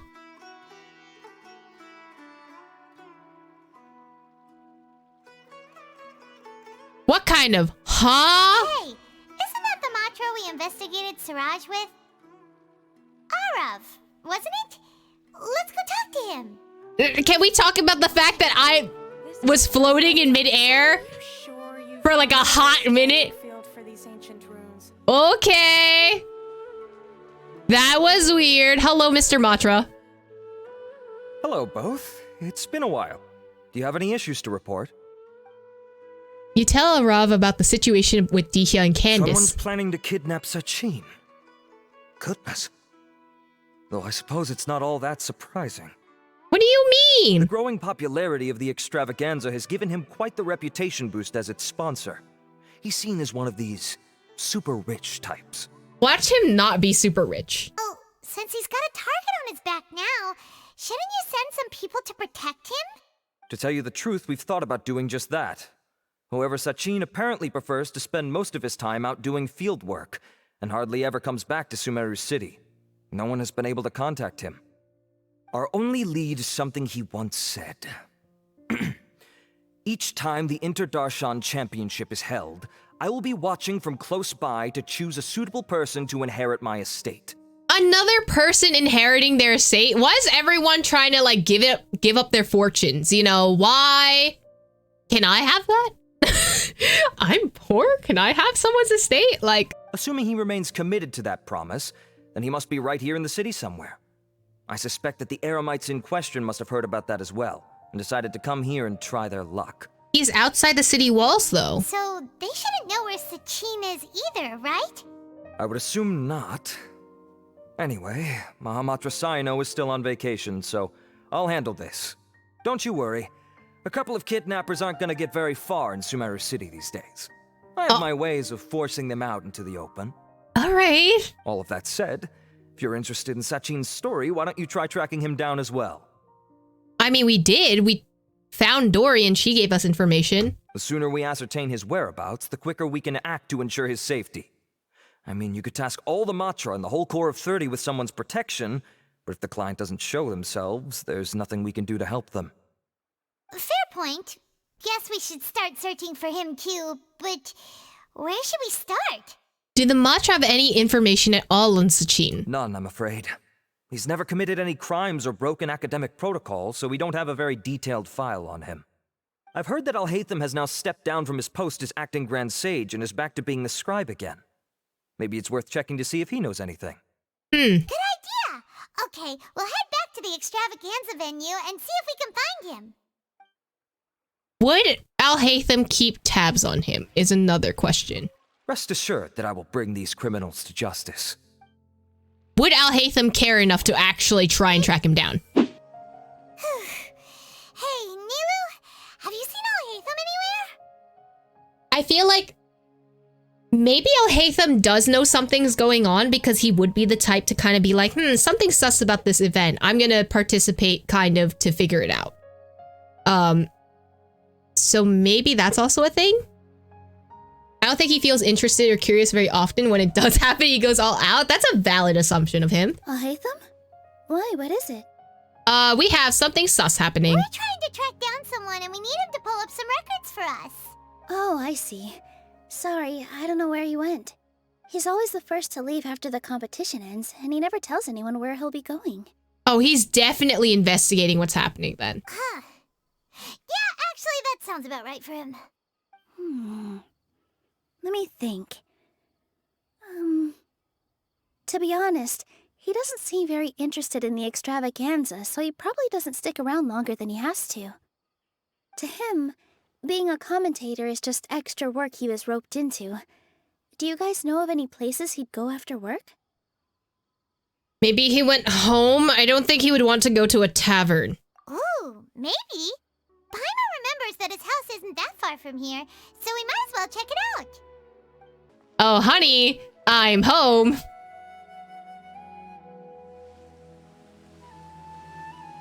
Let's try knocking.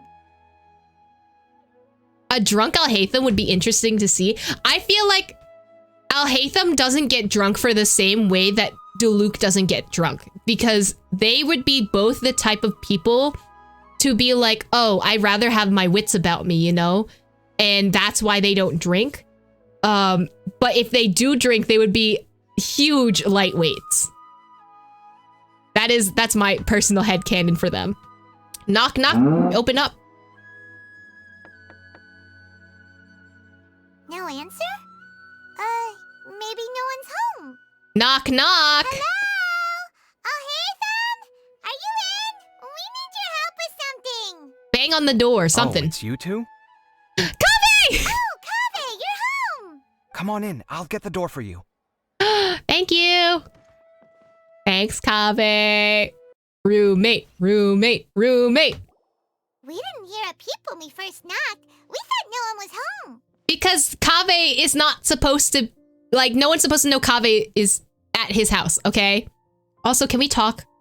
The lighting from the windows to the floor is just, it's so pretty! Well, I can't be too careful. If someone from the academia came here looking for Alhaitham, and I opened the door for them without thinking, before long the whole city would know that I'm living here. I'm pretty sure the whole city knows that you two are living together. They just don't talk about it. You're pretty conscientious about this, huh? So, what happens if someone comes inside looking for him while you're at home? It's fine, as long as I stay in my own room. Anyway, why would someone just barge in here looking for him? Most people have better things to do.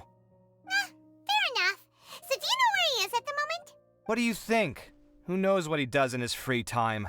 All that matters to me is that he's out of the house. Did you guys have a quarrel or something? You know, a little bit of husbandry disputes? I wouldn't call it that. He's just incapable of saying anything pleasant at all. I told him how the second round went. I won the lot draw, remember? Because of good karma, of course. My luck's on the rise. All right, Kaveh. But him, being him... you wouldn't believe what he said after I was done talking! Tell me, baby girl, what'd he say? You're always quick to remind me that you're my upperclassman, and yet you do not problem solve in the manner becoming of an upperclassman. This begs the question of why we attach prestige to seniority at all. What does he mean, manner becoming of an upperclassman? What, am I supposed to earn the title of upperclassman now? Whoa, whoa, whoa, whoa. Can we talk about how well Ben just gave that line of, like, Kaveh pretending to be Alhaitham? That was so good. Oh my god. Wait, I know they were like good friends before they actually got into Genshin, but that line delivery? That was so good. What the hell? That was actually Alhaitham. And he didn't stop there. He said, I'd encourage you to reflect on why you've ended up having to rely on luck every round. Frankly, it's incomprehensible to me how you've managed to make it to this age without acknowledging the proverbial elephant in the room of your life. Also, Alhaitham slandering Kaveh is just beautiful. Yeah, that does sound like something Alhaitham would say. I've had it with him. Every time I talk to him, it's the same way. He finds a way to infuriate me every single time. Anyway, the disdain is very much mutual between us, so I'll be moving out as soon as possible. I'm actually packing my things right now. He'll have to get used to doing his own cleaning and tidying from now on. See those perfectly hung paintings on the walls? They're coming with me too. If his life wasn't utterly devoid of artistic sensibility already, it certainly will be after today. It's actually crazy he sounds like Alhaitham, but knowing besties, Alhaitham would just say, I don't sound like that. Exactly! Exactly! Wait, you're moving out already? But the competition isn't even over yet. How can you afford it? Well, obviously I can't just yet. I'm just packing early to get ahead of the game. Don't count your chickens before they hatch. That just sounds like you're just gonna get disappointed later on. I've got my new place picked out already. The moment I have my hands on the prize money, I'm going to buy it and move my things right in. It'll take me 3 days tops to move out of here for good. I now know what I have to do to achieve this goal. No matter what happens in the third round, I will win. I will emerge triumphant. You'll see. All right, you're being a little too cocky for me right now. Don't count your chickens before they hatch, buddy. Well, we'll be rooting for you. But are you sure you'll be all right? In what way? Layla said that she thinks you'll get caught up in internal conflict. Meaning what exactly? Oh, don't tell me you think I have serious personality flaws too. Don't we all? Kaveh, I think you need to see a therapist. Oh, we didn't say that. But think about it. You say you want to win, but you also turned Farozan down when she offered to give you her points. Plus, you took it upon yourself to help those desert foxes. Wait, what's so unusual about all that? I gave you my reasons. I would have felt guilty otherwise. Where's the conflict in that?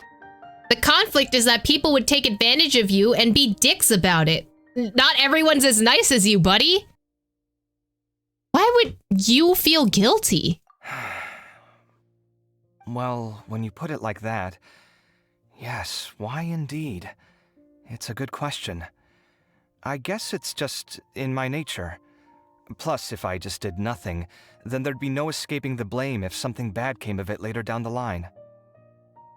I feel like you've had some previous trauma in your life, probably either due to your parents or something that happened in your backstory. And this is why you feel this way, because you constantly feel like you need to essentially make yourself do better things and compensate for things that happened in the past in order for you to actually feel good about yourself. And even when you do try to do good things for other people, you can't actually put that that satisfaction upon yourself. But thinking like that all the time must make your life so exhausting.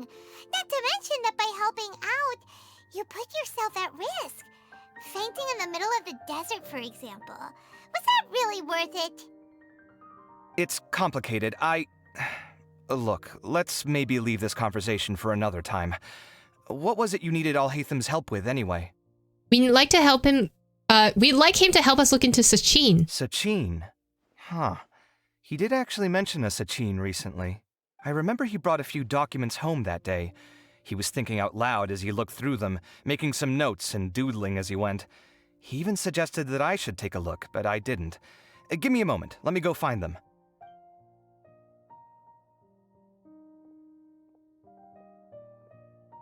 Look at all those books. Oh, they look so pretty. But they're not in height order, and that's what bothers me. Ah, this is the one. Here, take it. You sure he'd be okay with this? With taking liberties? He's certainly okay with helping himself to my beer whenever he pleases. And anyway, he did ask me if I wanted to read his notes. I didn't see the point at the time, so he just left them on the side. He doesn't leave documents lying around unless he's okay with other people reading them. It's fine, I promise. Cool, if you say so. Okay, let's see what he's got on Sachin. All right, what are your thoughts, though? Did he leave these notes there on purpose? Or was this sheer coincidence? No. But if it wasn't a coincidence, then... I fetched the documents for you. Feel free to look through them at your leisure. Is it like 2.8 style where they're all on the table or something? Hold on. I'm investigating your house. I want to see everything. Let me in. I want to see your bedroom. For funsies. Is this like your office? Wait, this is so cute. Why is there a camera here? Are one of you streamers? Wait, Kaveh would be a streamer, okay? We love that this camera's here. Oh my god, maybe Kaveh's a mukbang streamer. It's right here on the table. Wait. Oh, is it this? Ooh. All right. ASMR voice. Let's go. Sachin was born to a wealthy family, and his father, Rajput, was a renowned merchant in Sumeru with many properties to his name. At the age of 9, Sachin enrolled into Vahumana and achieved excellent grades. At the age of 15, he completed all of his courses and graduated first in his class, his accomplishments greatly lauded by the sages. At age 16, Sachin ventured out and began to research the local environment and customs. His travels took him throughout Sumeru's rainforests and deserts. When Sachin was 23 years old, his father Rajput passed away. Sachin returned to Sumeru City to take over his father's business and spent 2 years there. At the age of 25, Sachin once again ventured into the desert to conduct a field research. Records show that he traveled with a caravan and lived with our village for a period of time. At the age of 32, Sachin returned to Sumeru City. He looked withered and weary. His mental state was in shambles. Much of speculation arose among the outsiders, but Sachin locked himself in the room and did not respond. At At age 33, Sachin entrusted all of his properties to the academia and pledged to donate all proceeds to the academia. He then wrote a contract regarding the use of the proceeds and property ownership. The following is an excerpt quoted from Sachin when the contract was signed. A minimum of 30% of all revenue generated from the business will be used to fund prizes for the Inter-Darshan Championship, which will encourage young prodigies to actively participate in the competition. I will also be donating my entire collection, the most prominent of which is the Diadem of Knowledge, which will serve as a symbol of the great honor in the Inter-Darshan Championship. Only the winner of the competition may wear it. In addition, the academia is only given the right to maintain and manage my properties.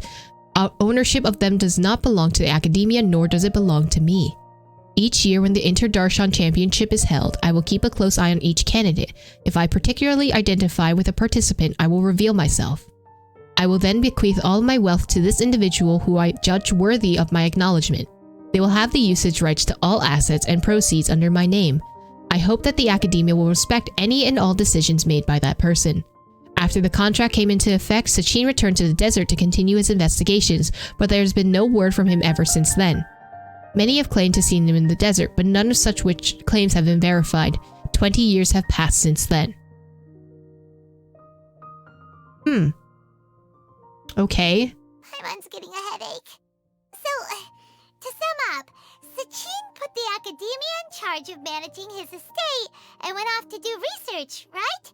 He even said that if he really liked one of the contestants, he wouldn't just give them a reward, but his entire estate as well.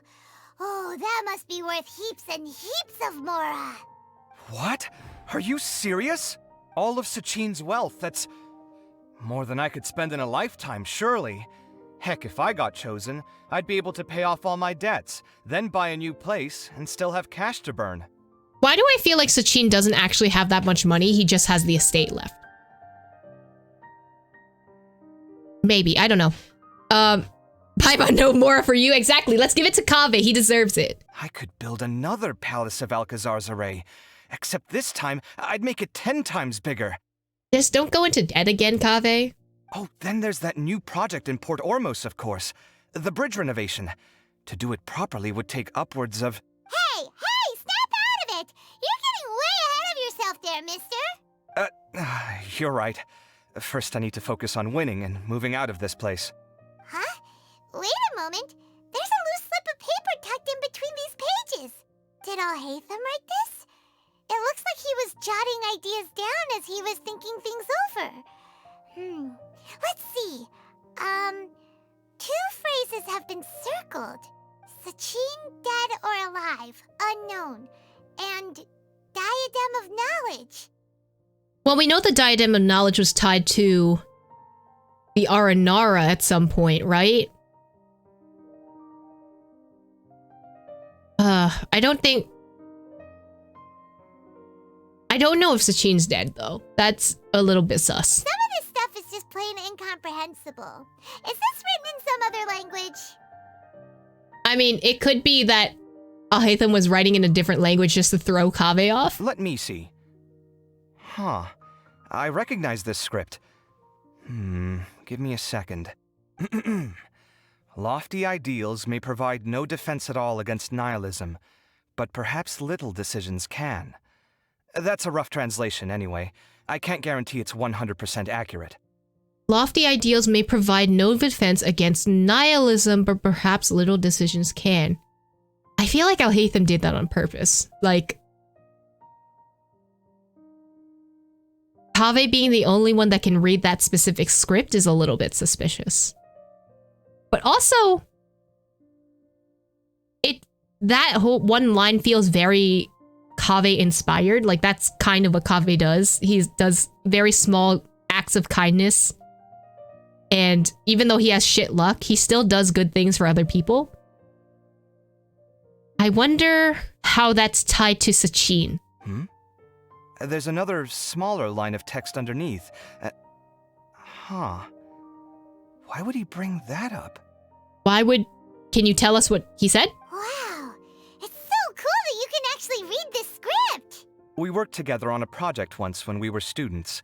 The title was Decoding the Runes and Architectural Philosophy of the Ruins of King Deshret's Civilization.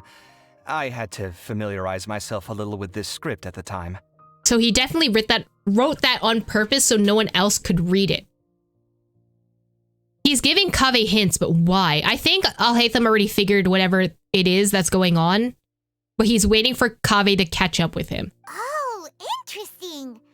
So, any idea what Al-Haytham meant by all this?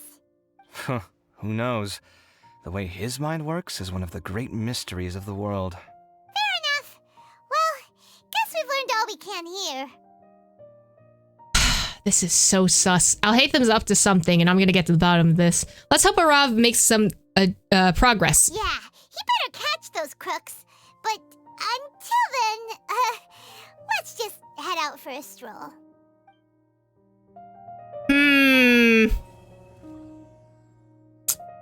You're so sus. Right, I forget Dory's not voiced. It's time yet again for an international sale from Lord Sangama Bay. Would you two like to purchase the latest reports? Let me see. This information isn't that important, so I'll only go for 500,000 mora. It's half the usual price. What a bargain. Mind giving it to me for free? Whoa, you want to bring it down to 0 mora? Just as I expected. But I am the great Lord Sangama Bay. Well, since you're so interested, I'll tell you it for free, but you must keep it to yourselves. I heard that 20 years ago, there was a contestant whose personality suddenly changed after taking part in the competition. Well, it looks like someone saw him in our village. I wonder where he ended up. That's all the information you're getting for free. If you want to hear more, you gotta pay 2 million mora. I appreciate your patronage. What a ripoff! We can just go to our village ourselves and ask around. Rishti?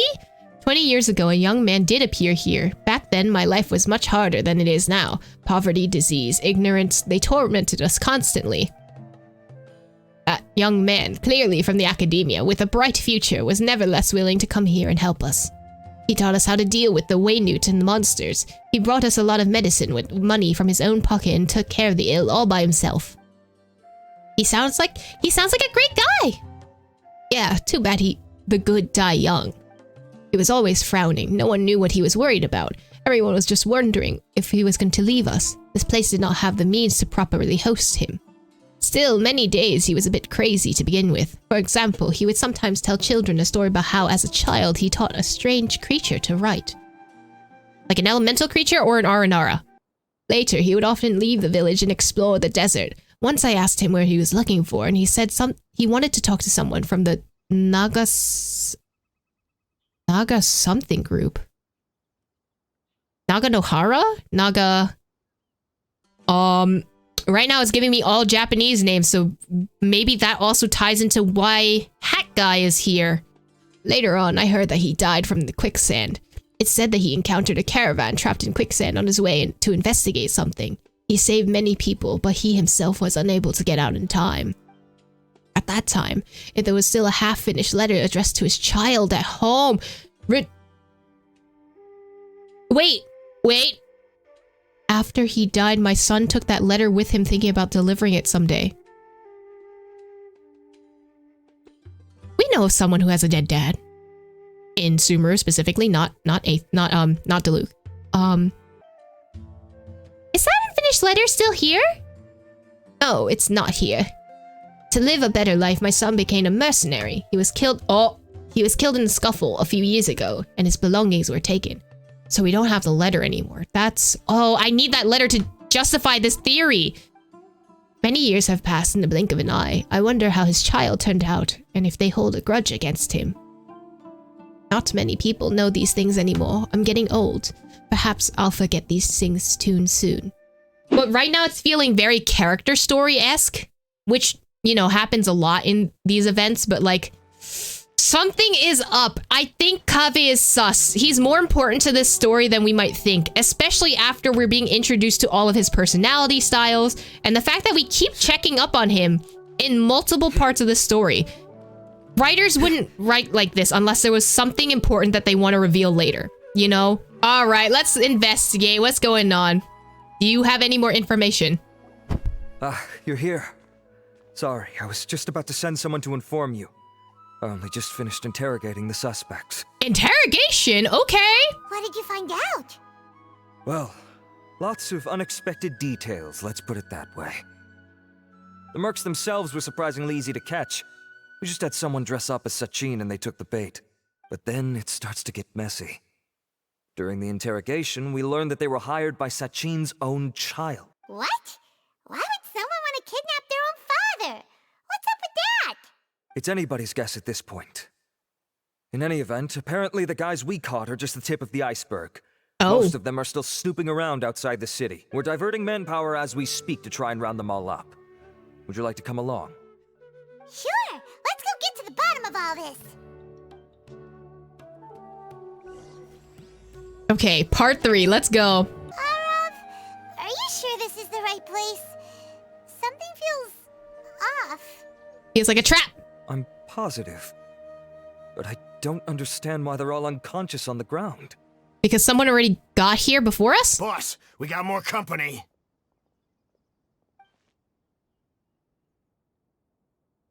Look, we were just doing what we were paid to do. You're punishing the wrong people here. You want the real culprit? It's this guy. He hired us to kidnap Sachin. Ah, okay. That's so weird. Okay. What happened? Who beat you all up? Wait, you mean you aren't with them? With who? With who? Who did this? What are we talking about, bro? I don't even know. First there was this flying brat. Didn't bother asking any questions, just started throwing punches. Flying After brat? that, some guy wearing green came along and interrogated us for a bit. So that's Al-Haytham, but who's the flying person? Did Al-Haytham take me, Rock? I've got the confirmation I needed. This is the one who masterminded this whole plot. Jawani, Sachin's son. Hey. If you have any questions for him, now's your chance to ask them. When you're done, I'm arresting them all and taking them back to the academia for further interrogation. Okay. Why did you hire people to kidnap Sachin? What do you think? 20 years ago, he upped and left to go and live a carefree life, not giving a second thought for my welfare. Huh, okay. As if that's not bad enough already, he went and put his entire fortune in the care of the academia, along with a contract saying that one day he'd pass it all on to a genius he admired. So you're jealous because Daddy wouldn't give you any money. That's my inheritance. By rights. Yeah. You expect me to sit back and watch it go to someone else? If he won't give me what's mine, I'll just have to take it from him. Hey, were you seriously planning to, I don't know, murk your dad? Of course. Didn't he say he would be here somewhere, watching the championship from the shadows? What if he's dead? Oh wait, no, he was dead because the lady confirmed it. He's gone. Like, he's gone. I don't know what you want to do. You can't murk someone who's already been murked. So, I figured I'd get some people to nab him. Then I make him change the contract. And if the academia doesn't agree to hand over the goods, I make him publicly announce that I'm his chosen genius. So did you find him? You know, his grave? No. The old fart knows how to stay hidden. I'll give him that. He's probably cooped up somewhere watching all this go on and laughing to himself. I already thought he'd gone mad 20 years ago. And who knows what a madman's truly capable of. I wonder if giving the kid, like Jawani 20 years ago, the letter would have helped him not be so vengeful, but I don't know. I don't know. He just seems like a dick. What do you know about the Diadem of Knowledge? Diadem of Knowledge? You mean that thing he donated to the academia? Well, I can tell you that it's very expensive. He sold a lot of assets to purchase it back in the day. Weird things started happening after he brought it home, too. For example, sometimes we'd hear a high-pitched voice coming from the storage room. Could that be the I don't think it would be the Aranara, right? Unless it was like an elemental energy that was maybe possessing the crown. I don't know why. The crown definitely has to do with some leyline things, though. It would be a little weird for it not to be that case, right? Also, before donating it to the academia, he once shut himself in that same storeroom and researched it non-stop for days. Something was already seriously wrong with him by that point. Nothing he did shocked me. What do you mean, something wrong with him? I only have a vague memory of it, since I was very young at the time. But I have the impression that he went out into the desert for research and didn't return for many years. When he finally did return, he was a changed person. He would mumble incomprehensibly and write essays day and night. I asked if I could see what he'd written, but he chased me out of the room. Later, he went out somewhere and took his written essays with him. When he got back, he signed his contract with the academia. Part of me wonders whether he'd already stopped being my father by that point. Perhaps the man we called Sachin was a demon from the desert who was wearing his skin. I mean, we do know of people being possessed, but not enough. I wonder if Sachin happened to be possessed by forbidden knowledge, and that's why he was trying to research so much, but don't know. Okay, you can stop now. You're creeping Paimon out. You can believe me or not. Doesn't matter to me. I told you all I know. But if you do see Sachin, tell him this for me. Whatever it is that he's researching out there, he'll always be garbage in my eyes. You finished? In that case, come with us. Wait, no, I wanted to hear his thoughts with Nahida. Well, we finally caught the guy behind all this. Thanks for providing us with the critical information. Do you still have any lingering concerns? The Diadem of Knowledge. Yeah! Al-Haytham's notes do mention that item. Scribe Al-Haytham looked into this matter. Understood. Well, if you believe there to be an issue with the diadem, I'd suggest contacting the organizers and getting them to pause the competitions while we investigate. That makes sense. Okay then, let's get back to the venue. We need to tell Karina what's going on. Karina! You're finally back. Where have you been? I looked everywhere for you. The third round's already started. I was busy, I don't know, investigating someone that was about to be murked. How about that? We were out capturing some bad guys who wanted to kidnap Sachin. But that's not important right now. We think there might be something wrong with the Diadem of Knowledge, and we'd like to investigate it. The diadem? That seems unlikely. The Diadem of Knowledge has been used in every extravaganza over the last 2 decades, always without incident. Why has this come up now? Some new information has come to light. This is pretty serious. Let me think. Okay, here's the situation. The diadem is currently in Mount Ima Forest. We moved it there before the third round began.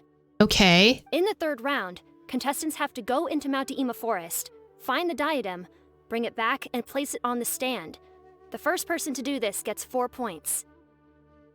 Oh, so it's just whoever gets the crown gets 4 points, right? Considering how close the scores are between our contestants, whoever wins this round is very likely to be the winner of the whole competition. As such, I suspect competition to be very fierce. You might not make it in time. We have to give it a shot. I'll mark the diadem's location for you. Please head there immediately. Let's hope nothing happens. All right, let's go. That's weird. The locator stopped working. Is the forest interfering with it? Ugh. Let's just go grab the diadem. It's not working. What do you mean? Hold on. Is there another? Okay, there isn't another Dory event. So I have to go to the forest? What happened in the forest that's causing it to bug out? Is there a reason why the communicators are bugging out? Also, rule of threes. I'm not surprised it bugged out. So... Uh-oh. This place looks empty. Oh. Did someone already take it? Well, we might as well head back and see if anyone's turned it in. I don't think anyone's taken it. Oh. Clearly, if I'm getting dragged around this way... Hold on. Return to the finish line, observe the situation. Oh, is this the finish line? Ooh, I want to... Before we do any of that, I need thoughts. You have no thoughts. Okay. Al-Haytham, you have any thoughts? Everyone hold hands. There we go. You also have no thoughts. All right. Whoa, cutscene! Looks like Layla sees the diadem. But getting to the goal won't be easy. Oh, Oh, they fighting. Go, Layla, go! Skara? Why is Skara participating now? That guy enters the fray.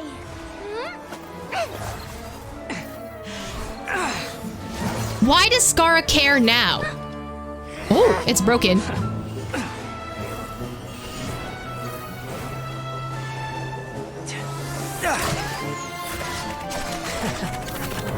Okay, Tignari, look at all those shots.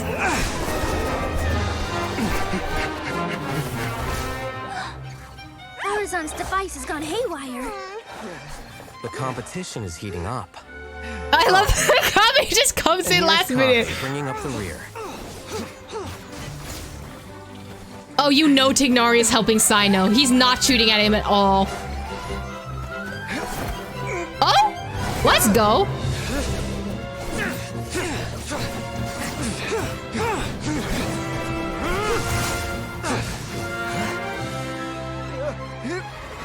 Oh, Kaveh?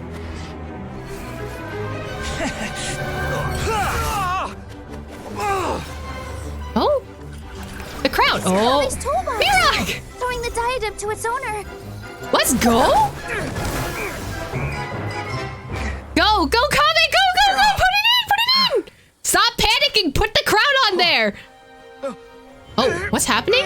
Kaveh? Yes, that's right. Put the diadem in place, and you shall gain all you desire. What's happening? Who are you? I need you to get out of my head!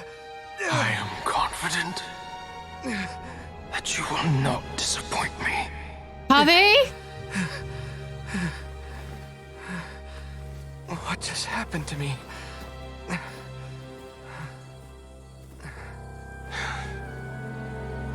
Something's wrong.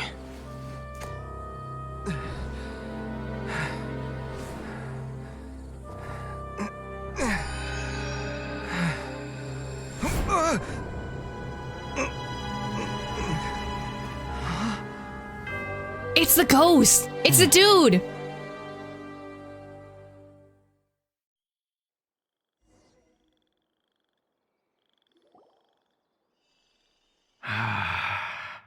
At long last, someone to inherit my estate, and with it, my research. So he recorded a hologram of himself in case he died? Or he was in the crowd? I don't know. I'm theorizing. This doesn't make any sense. Come, Kaveh. Come to me, my child. What is happening? How do you know my name? Who are you? I am Sachin. Well, to be precise, I am but a fragment of Sachin's mind. Okay. Fate is a curious thing. Seeing you reminds me of another I once met. But you are made of sterner stuff than he, more cognizant of the trials and tribulations of this world. It is you who are worthy to inherit all that I once owned. Is anyone else seeing this, or is this just in Kaveh's mind? We meet for the first time, children. But what I mean to say now is of utmost importance. So please, pay attention and bear witness. You have all performed outstandingly in this Interdarshan Championship. The Academia has many rare talents among its ranks, and you are the creme of the creme. I think the phrase is cream of the crop, but I've never heard creme of the creme. But if I were to choose a successor, I would choose you, Kaveh. Not only because you were victorious, but also due to our similarities in character. Me? Similar to you? Why, yes. Both of us have the misfortune to be idealists, and that is the source of our misery. 28 years ago, I came to the desert and lived there for 8 full years. What do you think I saw there? Alas, endless strife and slaughter. Conflict over water sources. Robbing of merchant caravans. Exploitation of the people relentlessly, day after day. Beyond the wall of Samiel lay a completely different world from the one I knew. The things I witnessed there tormented me greatly. I wished desperately to find a way to save them. So, did you find a way? As a Vahumana scholar, I tried to use Vahumana knowledge to find the answer. I researched history and anthropology, performed countless experiments on human nature, and even sought out the scholars living deep in the desert who called themselves the Lost Darshan. But in the end, I found that the answer I sought simply did not exist. It was not possible to simply assign blame for these transgressions to any one party, for the sins are carved into humanity's very nature. Our nature begets conflict, and conflict begets destruction. This is the inexorable truth. Nature begets conflict and conflict begets destruction is a phrase used in philosophy, if I'm not mistaken, right? That's an actual thing. The aim of my research was to draw lessons from history. But what I discovered was that history offers no such guidance. Things can only ever go from bad to worse. It's the law of entropy, okay. After this realization, I could no longer see the meaning in anything that I had ever learned. Consumed by an overwhelming sense of emptiness, I could no longer bear to face life. And so, I decided to bring my life to an end. What? But before I went through with it, a strange twist of fate led me to come into the possession of this diadem, which has the ability to preserve part of one's consciousness. Into it, I placed my experiences before requesting that the academia manage my estate. Okay. You definitely got this from the R&R that you helped to teach how to read. And maybe the R&R are new? As I thought, the contract you signed with the academia was in essence your will. But if you'd given up hope on this world, why did you feel the need to do this? I mentioned that I had performed a great many experiments concerning human nature. You may regard this as the very last experiment of them all. And isn't experimenting on human nature banned in the academia in general? The academia has no shortage of genius talents, nurturing the brightest minds of every generation. And so, with a handsome reward to draw out the worthiest of individuals, my hope was that one day I would find one who could untangle the mystery of human nature once and for all, and help to move the world onto a better path. So you desired a successor who was not only a genius, but who also understood the suffering of ordinary people. Such a person would have a clearer understanding of humanity, society, and the world. There's too much connection now, especially now that Kaveh won. Huh? But did you ever consider that wealth numbs the human heart to the pain in the world? Even an idealist may be incapable of following through on your wishes after inheriting your wealth. You are highly intelligent, yet you are not the sort of person who would understand my line of thinking. To me, this is also part of the experiment, part of my investigation into human nature. Whether my successor suffers as a consequence of my research, or succumbs to an indulgence in pleasure-seeking, my research will have progressed. I grieve the fundamental sickness of the world. I regret the unbearable weight of its history, and I lament the research that I failed to complete. This, Kaveh, my dear child, is why you will be of great utility to me. But also Sachin is so sus. He's like, whether or not the person who inherits my stuff will live or rot away from using all the money, it doesn't matter because I'm still experimenting. Like, come on, think of Kaveh a little bit better than that. You're absolutely certain that you want to give me everything you owned? For me to do with as I please? I have faith in what I see in you. Now wear the diadem, Kaveh, and complete the journey that I could not. What the hell does that mean? Oh, okay, it was given by the R&R, right? So it has Is the crown imbued with Arkalari?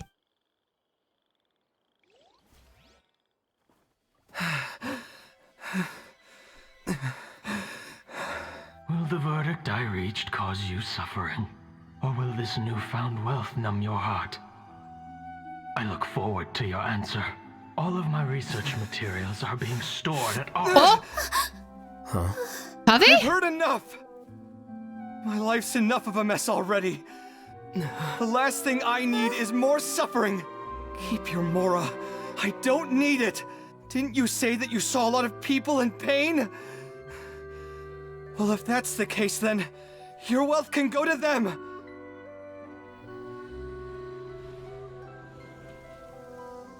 That's the outcome he wanted.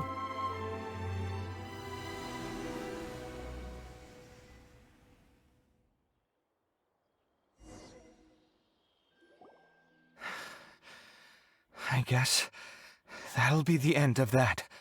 I don't know if that's the outcome he wanted, but this choice provided an answer to his troubles in a way. I don't think he expected it either, but I think it's an answer that he was happy with. Because he was looking for someone that would... He was looking for someone who essentially cared too much about the world in spite of everything being shit. So what he wanted was an answer as to whether or not, if they got enough wealth, would still try and help other people out, or would money change them. Kaveh took the last answer, saying that, I don't want to deal with this. Right? I don't want to deal with this because if essentially experience the pain that everyone else was feeling, essentially he kind of wants to give the money to them, right? That would be the easier answer. He doesn't need the money, just give it to other people. The way he went about his researcher was messed up. No, but remember, researching human nature is a sin in the academia, according to the 6 rules. Kaveh. Are you all right? Any physical discomfort? I'm fine. I'm sure you'd feel better in Alhaitham's arms, you know? Thanks, Tainari. Don't worry about me. Don't push yourself too hard. Kaveh. Kaveh may have broken the diadem, but he successfully completed the task prior to that. Oh my god, Alhaitham, I guess, sure. According to the rules, this makes him the victor of round 3. Points-wise, this also makes him the winner of the Inter-Darshan Championship. As the champion and Sachin's personally designated successor, Kaveh has obtained the rights to inherit the entirety of his estate. For the avoidance of doubt, can you confirm that it is your intention to donate all of Sachin's wealth? Like I said, he thought that the world is a bad place. Well then, let's use what he left behind to change it for the better. Rejecting the world will achieve nothing. He and I, we're not the same. All right. As the scribe, I will make a record of this incident on file. Oh, Kaveh, you could have moved out. It's okay. The sages will contact you in person for details on how exactly Sachin's estate is to be used. That sounds fine. I hope Kaveh gets to give Sino the card, because that's the one thing Sino wants. I don't know if his research findings were right, nor would I know how to finish his research for him. But what I do know is that by ending this here, no contestants will have to suffer. He's such a martyr. We won't be the last. There will be more championships to come, and countless future scholars will follow in our footsteps. Sachin's words can only cause pain, but not anymore. No one else has to hear them now. We're all scholars here. I know full well that shutting down his views like this is autocratic and arrogant. Fine by me. I'll bear that responsibility. It's the least I can do. And, well, it's the only thing I can do. Well said.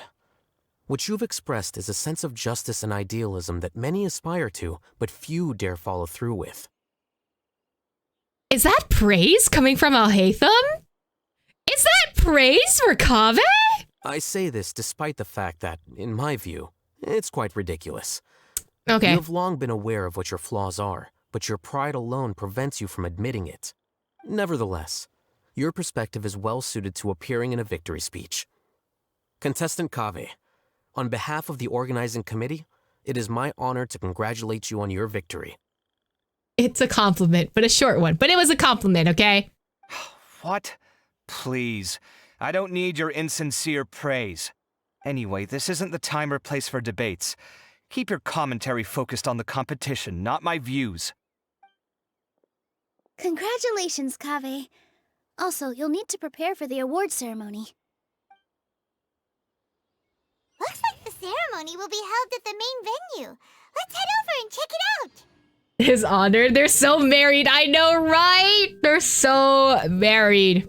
After Baegwang, this is the most canon. Yes, this is, honestly. All right, back to the venue we go. I don't think... No, we don't have another Dory situation. Thank you all for your excellent performance. And that brings this year's Inter-Darshan Championship to a close.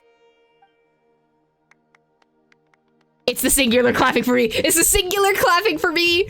Finally, it gives me great pleasure to invite our champion, Kaveh, to the stage to receive his award. Yay, Kaveh! Typically at this point, we would crown our champion with the diadem as well as presenting them with their award. Except he broke it, so... However, we have just received word that Kaveh has inherited Sachin's estate and made the decision to donate it all to charitable causes. Sachin's estate is getting donated? So much, Mora.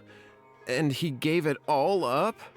Kaveh's generosity will give many struggling families the chance to change their lives for the better. Of course, without the diadem and prize money to present, this makes the award ceremony a little more concise than expected. Would you like to say a few words, Kaveh? I'm sure many of our audience, like myself, are curious to learn why you decided to give all this wealth away. Ooh, Kaveh, you should shout out Tignari's little thing that he's doing in the not in the desert, in the forest later in a month. Definitely do that. I'm not entirely sure what I should say under these circumstances. I'm glad to have won, even though I'd say luck played a big part in that. As for why I want to give the Mora away, I don't support Sachin's views, and I don't want to take his Mora. With a lot of things in life, people need to experience them for themselves. It shouldn't be up to one person to make a judgment on. Not him, and not me either. Anyway, this isn't really the time and place for such weighty and complicated topics. So, I guess that's all. I'll leave it there. Thanks very much. Oh, Kaveh, just one moment. While this is a short and sweet award ceremony, we do still have a prize to present you with. Please take this limited edition Genius Invocation Oh, TCG card. Sino! I hope he gives it to Sino, because I don't think Kaveh plays. Additionally, your champion status will be logged in your record. This means that the Sages will give priority consideration to any future project proposals you submit.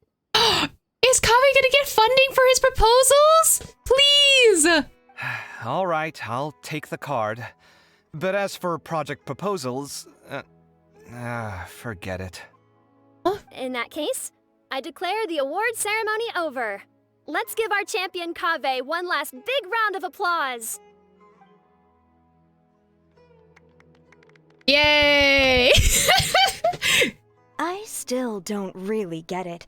The sum of Mora would have been enough for me to live in luxury for my entire life. That just means you're not strange enough to understand the way that geniuses think. Come on, we've still got the whole Wisdom Gala to explore.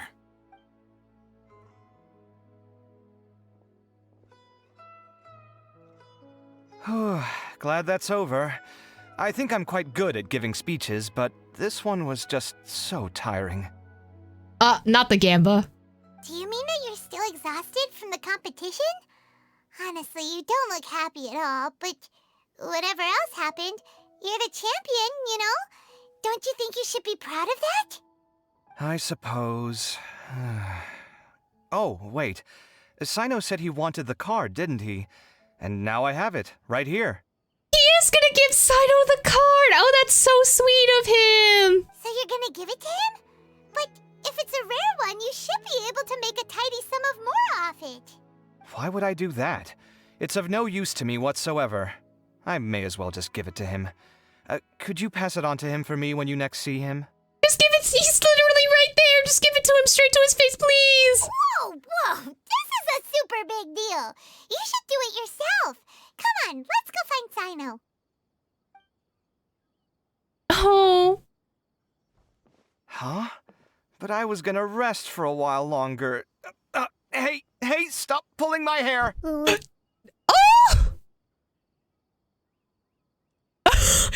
Paimon just poo on his hair? Oh my god! What you looking at, Sino?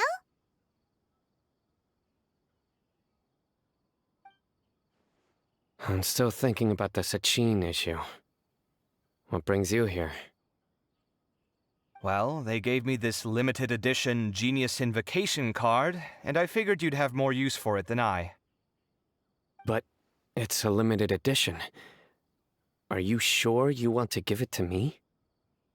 Oh, he wittily changed his whole expression. Also, where's the abyss? Okay, there we go. What else would I do with it? I have no use for it. Oh, Sino! The eyes, he's smiling, I know! But it's limited edition. Kaveh, are you in trouble? You don't have to do all this. Just tell me what's wrong and I will help. Oh, he's so sweet! That's not what I meant at all. Yes, I have all sorts of problems, but that has absolutely nothing to do with this card. I'll figure my own issues out by myself. Oh! All right. In that case, I accept your generosity. But now that I realize that you have no concept of its value, I cannot simply take it from you. How about this? I shall buy it from you at a fair price. Namely, the price that the previous limited edition card sold for. On the inside, Sino is like, eee! I know, right? Blink twice if you're in trouble. Oh, the way he was just like, are you in danger? Is something happening? Oh, come on. It's just one card. How much could it really be worth? 1 million more at the very least. 1 million more? If you feel that's too low, I can go a little higher. 1 million mora for a card? But you already have a whole bunch of these, shiny ones, don't you? They're holographic! I saw your deck last time we played. They're holographic, Kaveh. They're more expensive. Not every card is this valuable, and some cards are exquisitely designed, but not rare. Huh. Well, I guess they must pay you plenty to be General Mahamatra if you're splashing out on things like this. Oh, I mean, he's not wrong. But really, it's fine. I'd feel bad taking Mora from a friend. Oh, that's so cute! Don't feel bad. I save a lot. I can spare the Mora for this card. You don't spend all your savings on your hobbies, do you? You should watch that, you know. You definitely don't want to end up borrowing money in a moment of impulsivity. Living with debt is miserable. Shut up. Kaveh, shut the up. Don't at me.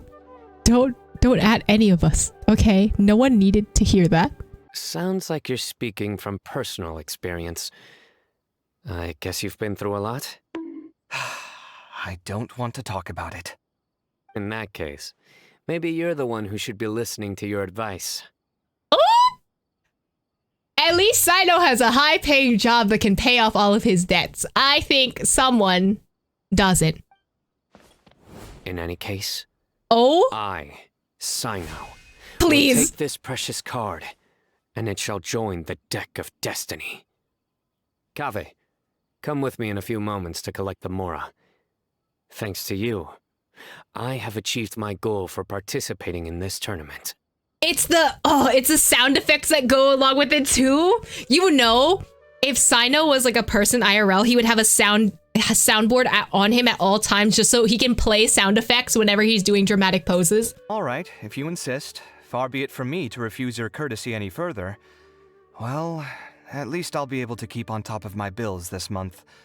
Maybe I'll even have some left over. In fact, let me treat you all to a meal later. Bring Tainari and Kale, too.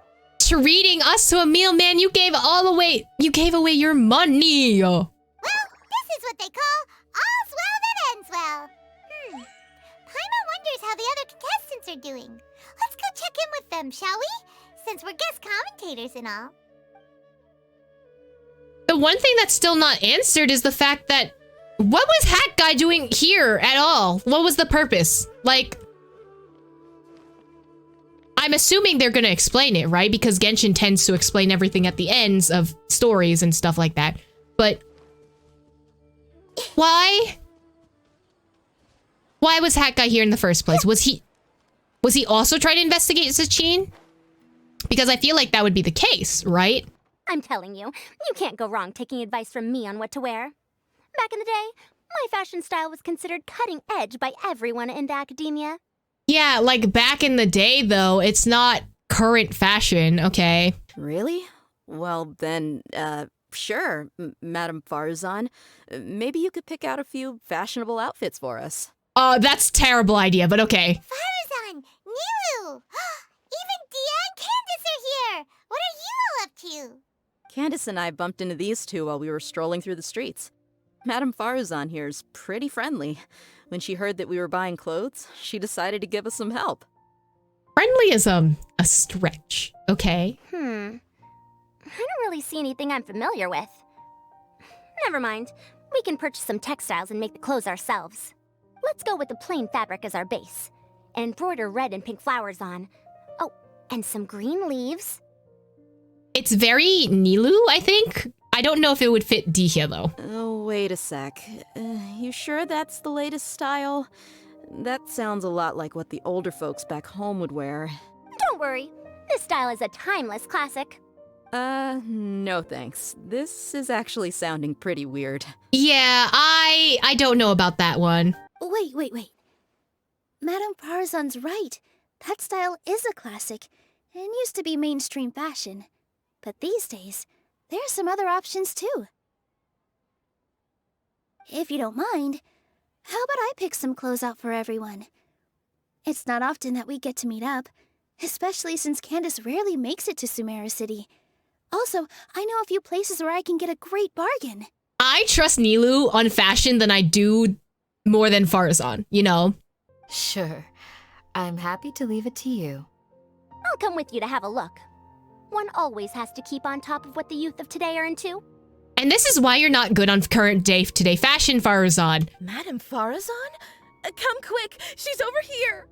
Oop. Who are you? It's Simps. We're Anyway. new in the academia. We saw all the amazing things you did during the competition. Do you have any classes we could sign up for? Hey, yo? Of course I do. And you're both very welcome to join. Oh, I'm very glad that Farzan is getting students for her class, though. Everything is working out very well. It's a very happy ending. That's great! We can't wait. What's your area of research? Precision mechanics? I'm from Haravatat. Huh? But you seem like an expert in machines. Wait, sorry.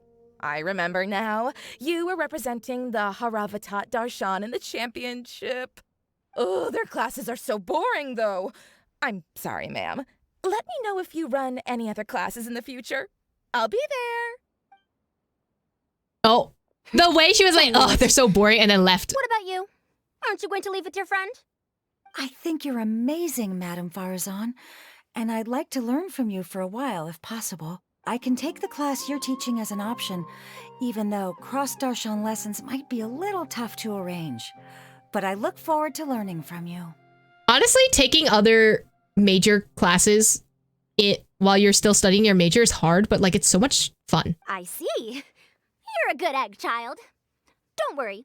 Study under me, and I promise you will get the best teaching available. Thank you so much, ma'am. Well, I won't disturb you any further. See you in class. I don't quite understand what happened there, but congratulations, I think. Traveler, Paimon, would you two like to come and pick out some clothes? Sorry! Shop now! Later, and we have to check in with all the other contestants before then. I want to go shopping with Candace and Dihya, please! Let me go shopping with them! Oh, by the way, have any of you seen Hat Guy or Layla? I don't know where Hat Guy went. We just saw Layla not too long ago, though. Where's Layla? She was hanging out with some other Watawa students, so we didn't get a chance to speak with her. Are you gonna go and see what she's up to? Watawa students? They must be the ones who voted for her to enter the competition, right? Oh, she didn't end up winning, so Paimon wonders how they feel about that. Let's go take a peek. We're gonna defend Layla, okay? Let us have a yes or no option. Oh my god. If you don't come to Sumeru City often, classic floral designs aren't a bad choice. Those don't really go out of style. And of course, since you're putting this on your body, you need to consider the type of fabric the clothes are made from. Some materials might look stunning, but they can be terribly uncomfortable to wear. See, costumers know exactly what that is. Okay. Agreed. After all, is fashion not the constant phasing in and out of classics? In that sense, you could always consider the style I suggested too.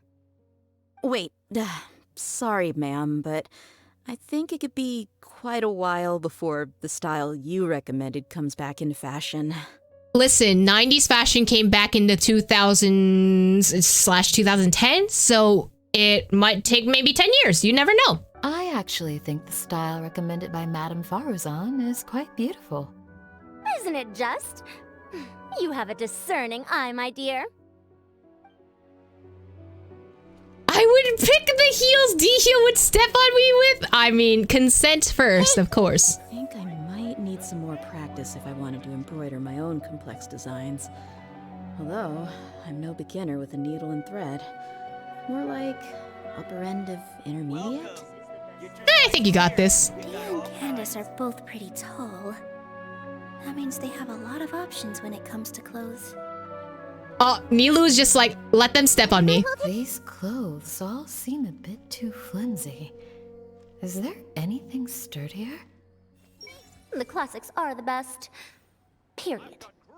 Oh, she said period. Okay, okay. I'm sorry, everyone. I could have done better in the 3rd round. Oh, baby, it's okay. Oh, she looks like she's crying too. I just want to give her a hug. Oh, stop it. If you're going to beat yourself up after doing as well as you did, how bad does that make us look, huh? Heck, it's not like any of us had the guts to enter the championship. I didn't see the whole thing, but you were the only contestant who scored points in both the first 2 rounds, right? And I heard that you actually found the diadem first in round 3. You came so close to winning the competition. Aw, I just got lucky, I think. Oh, Layla, but you put in so much hard work. That can't be true. You had some really stiff competition out there. The renowned Tainari from Amorta, even Sino the General Mahamatra was there. You're amazing, all of you. So sweet. I like these people. They're way better than the other classmates in her hangout. I know, right? They're actually so supportive of her. It's so cute. Getting points off them is a huge achievement. The way I see it, people aren't exaggerating one bit with the nicknames they give you. You are a genuine genius. Oh, they're so supportive of her, and that's so cute. Aw, thanks a lot. But I really don't think I qualify as a genius. In the 2nd round, for instance, I dozed off and somehow found myself beside the device when I came to. Ah, come on, don't be so hard on yourself. We've decided we're taking you out to celebrate, and that's final. Yeah, let's go. Let's celebrate with Layla. Let's go. Cheer up, Layla. The rest of today's all about you. Looks like things are going well for Layla. That's so sweet. So supportive. This is the type of friends that you need. People who will actually support you to the very end, even if you fail. We haven't seen Hat Guy since the end of the competition. Oh well, it's almost mealtime. We'd better go meet up with Kaveh and Sino now. What a relief. They're so cute. I can't believe it. But in the end, no one was disappointed in me.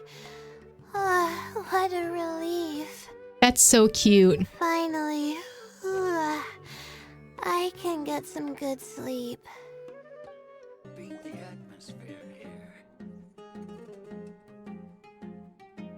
Look at all that sure food! You have enough to cover this? Don't blow it all at once. Don't worry, I budgeted very carefully, and this is well within my means. Anyway, I've lost count of how many times you've treated me. It's high time I return the favor. Oh, Oh, Traveler, Paimon, over here. Look at all that food. Oh, fellows, looks so good. Ooh, look at all this. Good food, here we come. I'm Paimon. I heard that you went to see the other contestants. How's everyone doing? I can't find Hat Guy. Farazan found herself a student, and Layla's classmates are bowled over by how well she did. We couldn't find Hat Guy, though. Who knows where he's gone?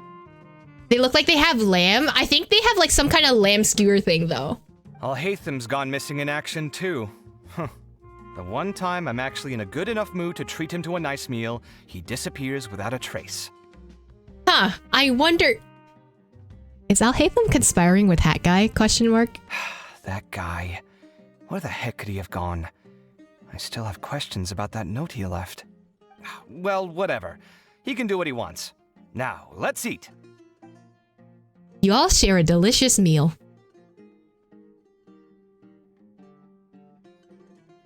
You shocked me a little when you hurled the diadem to the ground. On further reflection, of course, it made sense, but at the time I was expecting at least some amount of deliberation. Sachin's voice started talking to me inside my head from the moment I picked it up. I could feel his emotions, too. It was a mix of despair and horror swirling around inside my mind. He bombarded me with his ideas relentlessly, like he was trying to brainwash me.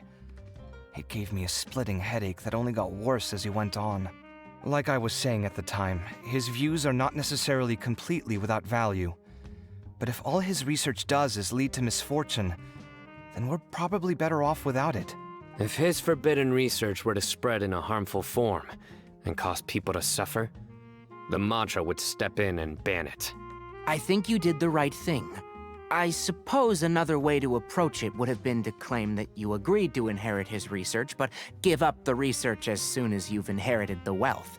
But that wouldn't have been your style. See, Tignari is smart, because that's what I would have done too. Just play the long game. I won't comment on his theories or experiments, but I don't believe that he was careless in his choice of candidate. He chose you. That means he knew what he was doing. Oh no? No, but Tignari is really smart for that. Just play the long game, you get all the money that you wanted, and then not do the thing that he wanted you to do because it was not moral in the first place. You still get to keep morals and you get to keep the money technically, but Kaveh I don't think would be the type of person to actually get the money if it doesn't align with his morals. Perhaps. I just think that if you accept someone else's things, you should honor their wishes. And that's a valid response. That's a good thing. It means that you have integrity. Thank you, oh my god, thank you. See, you get me, Kale. Oh my god. It's a good thing Alhaitham isn't here right now. He'd be quick to explain why you're wrong. Seems like you always include him in the conversation, even when he isn't here. Oh! My god! Kale, shh, shh. We all know this. Just let them be, you know, pining boyfriends, okay? We don't say these things out loud. Don't call them out like this. Oh my god. Yep. No dinner with Kaveh is complete without a few words about Alhaitham. He's learned too much from Tignari. That's exactly what it is. I sense that Alhaitham has in fact been here with us all along. They tell us you're jealous. He's here? Where? Why didn't you tell me? He lives rent-free in each of our hearts. He lives rent-free in... Oh my god. Oh, it's a me.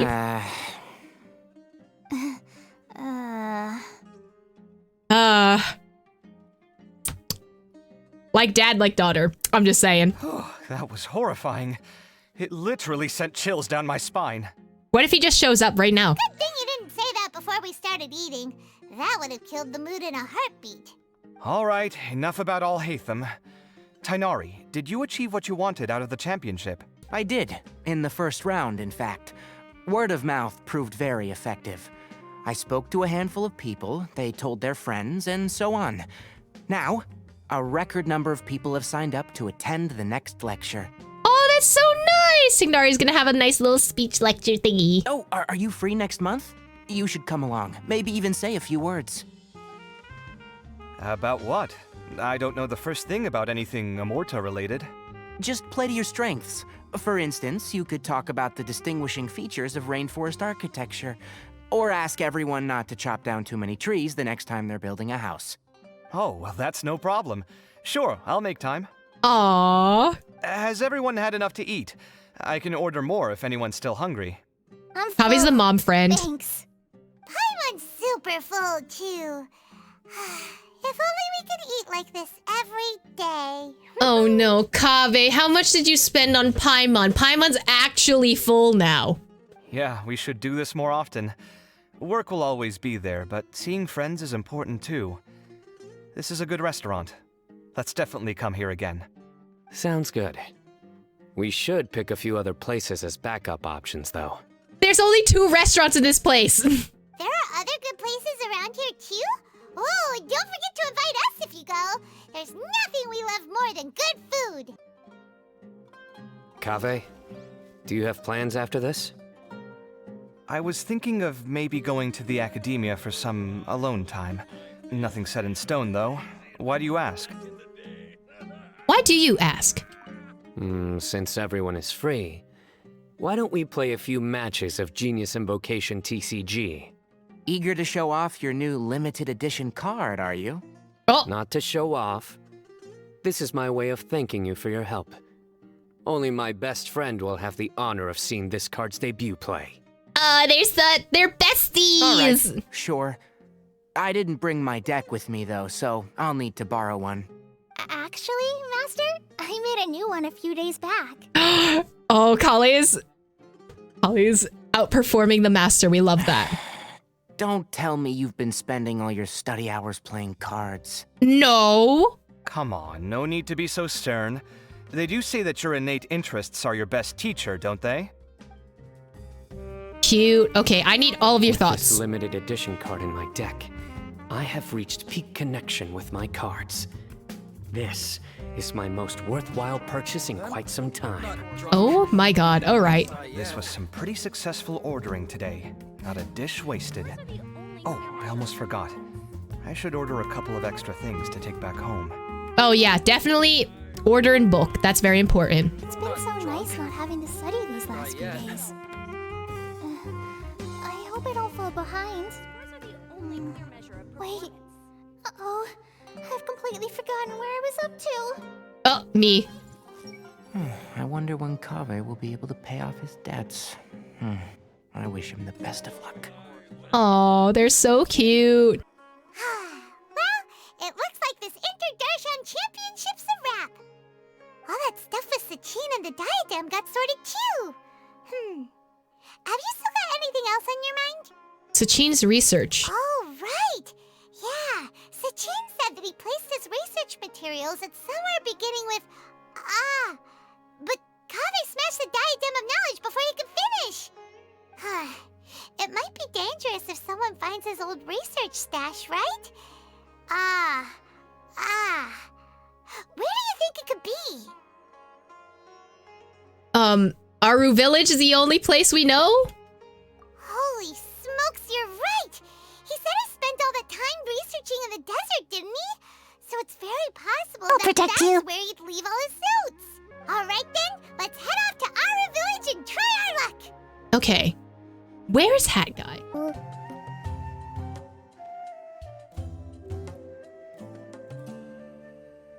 What you reading? Didn't expect to run into you here. Oh, hey them. What are you doing here? And what are you reading? Are those? Sachin's notes? Yes. So you found them?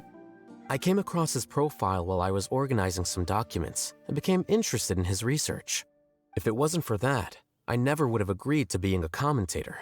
I knew I it. had a hunch after seeing the fragment of his mind, and sure enough, I came here and found his research. Of course, Al-Haytham had to be a commentator, not of his own means. He had to do it for research. That makes so much sense. Ugh. Wait, so you've read it already? Are you alright? How do you feel? I think you may have misunderstood something. The reason Sachin chose that architect to inherit his research was that only he could really empathize with both the calamity and the humanity that these notes seek to convey. So you're gonna need Kaveh for your research? Only one who resonates with these sentiments would suffer and begin to think of history as bleak, the present as perplexing, and the future as pessimistic. Empathy is a double-edged sword. Clearly, I am not the same sort of person as Sachin was. You are literally the least empathetic person I know of in this game. Empaths have many friends, and their wide social circle comes with certain societal advantages. But this also makes it hard for them to achieve their goals. Why's that?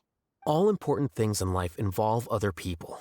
As such, it's extremely difficult to live a life that causes no harm whatsoever to others. If you really want to achieve your goals, you have to be prepared to make enemies along the way. Not everyone can deal with that reality.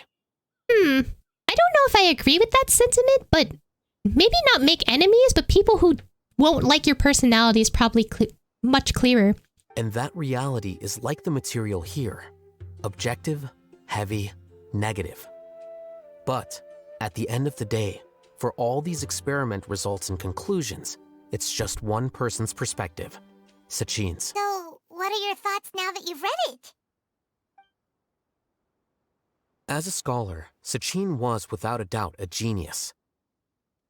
He laid the blame for the darkness in the world squarely on humanity, experimented extensively with reliable results, and drew logical conclusions. In that sense, one might say his views were correct. So, people are bad? And things can only ever get worse? All of that's true? I mean, that's only if you have a very nihilistic perspective. You can have the other types of perspectives like what Kaveh has, and not everyone is mean, but you can also fall into pitfalls like that. That is not a question for me to answer. Someone else will arrive shortly. You can ask them instead. All I will say is that the world is not built on correctness alone. Sometimes, being correct means nothing at all. This is so true, though. This is so true. Okay? Obviously we can see that correctness is not a thing that matters because we literally have, I don't know, news organizations that tell you fake shit and people will just believe it. The words that you wrote on your notes, what did that line written in ancient script mean? Lofty ideals may provide no defense at all against nihilism, but perhaps little decisions can. By their own choice, the idealist seeks to bring happiness to all while denying themselves the same. Thus, they shall never reach even the borders of truth until they wipe away the ignorance that blinds them. Oh, that was the other wine. Oh! Kaveh is not only a Disney princess, but he also has a full bakery franchise with that be. Listen, those buns are really stacked, I'm just saying. I've never been able to agree with certain philosophies. Even Sachin himself struggled to comprehend the notion of sacrificing oneself for the greater good. But sadly, all viewpoints will find their supporters, and the way we see the world largely decides our fates. All right then, I got what I came for. These research materials are yours to look after. I'll be off. Wait, so you came here just to read this stuff? You missed out on a big get-together, you know. What? Get-together? Ah, yes, that makes sense. This is a good opportunity for that sort of thing. Guess what? Kaveh treated everyone this time. Then I'm sure he packed up the leftovers for me. See ya. How did you know? And there he goes. Well, it seems like he really wasn't affected by this research. He said that someone else would answer our questions. Who do you think that'll be? You wait around near the research materials. There they are! I knew it! You had to be involved somehow! Paimon, you're already here. Of course Hat Guy was working for Nahida. That makes so much sense! Nahida! Oh, and Hat Guy. The drop. Wait, so you asked him to take part in the championship? Yes, it was me. Are you surprised? Not really. Not at all, actually. Did you know that there was something wrong with the diadem from the start? And if so, why didn't you switch it out for another one? Because Sachin's research is not mistaken. He spent his entire life researching this topic, and these materials are a result of that. These are the crystallization of his wisdom. Yes, I was worried that the material might cause some disruption, but I didn't want to wipe away all his hard work searching for the truth. So instead, I had Hat Guy here help me keep an eye on things. You know, having the puppet. Keeping an eye. I don't know. Nahida's just manipulating some strings over here, and I'm a little bit sus. Expecting that is kind of bull, but yeah, I would pack up leftovers for my significant others. No, same, but expecting that you would get leftovers is kind of a dick move. Seriously? I think you can stop calling me that now. Why? Don't you like it? Oh my god. He likes it, he just doesn't want to admit it. Well, anyway, if Sachin's chosen successor hadn't been able to handle his research, or if it had brought pain to more people, he would have intervened at a suitable moment. And after all that, the person Sachin chose turned his nose up at his life's work. Pretty hilarious. I was also hoping that this could be an opportunity for you to learn how to interact with people normally. Oh! But it looks like that didn't work out. Well, clearly. That wasn't necessary. I'm still paying you back for your help. And the last thing I need is more reasons to be indebted to you. Nahida, what did you mean by Sachin's research is not mistaken? Does that mean that you approve of his research? Put it this way instead. Truth to me is like a shroom boar. Some people only see the mushroom on the shroom boar's back, and they conclude that the shroom boar is a mushroom. Others see only the shroom boar's body, and they declare that the shroom boar is a boar. Still others look deeper inside, and determine that the shroom boar is meat. These conclusions are all correct in their own way, but none of them objectively describe the shroom boar. Okay, so how would you describe a shroom boar? Paimon kinda gets it, but also not really. The world is the same way. No one, not even I included, can understand it in its entirety. All of us are somewhere on the path toward truth. Within the confines of our limited knowledge, some may blindly believe in the beauty of this world, and others may focus only on its evils. In truth, the most important thing isn't what state the world is in now, but what people hope it will become. But of course, I don't mean that as a criticism or a call to action. Nahida is spitting some facts, though. I will say that. Loser couldn't be me! Oh my god. Ultimately, my duty as the God of Wisdom is to guide every form of wisdom to a place where it can find its purpose. That was a long speech. So what are you actually going to do with these research materials? Because Kaveh, as the successor of this research, does not wish to see these ideas disseminated, I will seal it up. But even though Sachin's research could be considered negative wisdom, it is still a building block of the truth. If someone wishes to follow in his footsteps in the future, I will not stop them. What are all those cats doing? I guess they're just vibing there. Like, you aren't used to being lectured by her? No, exactly. I think, right? Nahida's taking a very,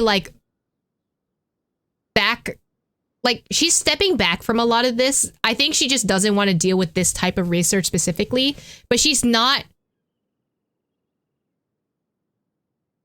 making the choice to completely say hey, you can't research this, you know? I mean, technically it is banned within the academia, but I don't know how I feel about Nahida's wishy-washiness. I understand your reasonings behind that, but I don't like you're not making a choice.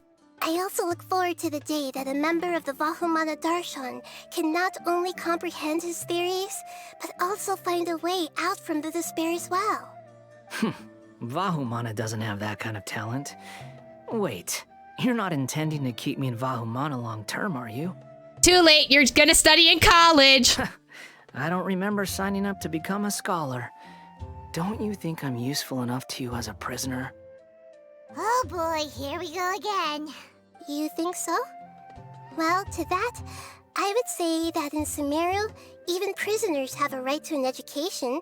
Oop. I hope that your studies in Vahumana will help you deal with your own fate and learn how best to settle old debts from your past. The way she said, you're going to college and you're gonna like it. I will review your final thesis myself. Oh! I'm expecting great things from you, Mr. Hat Guy.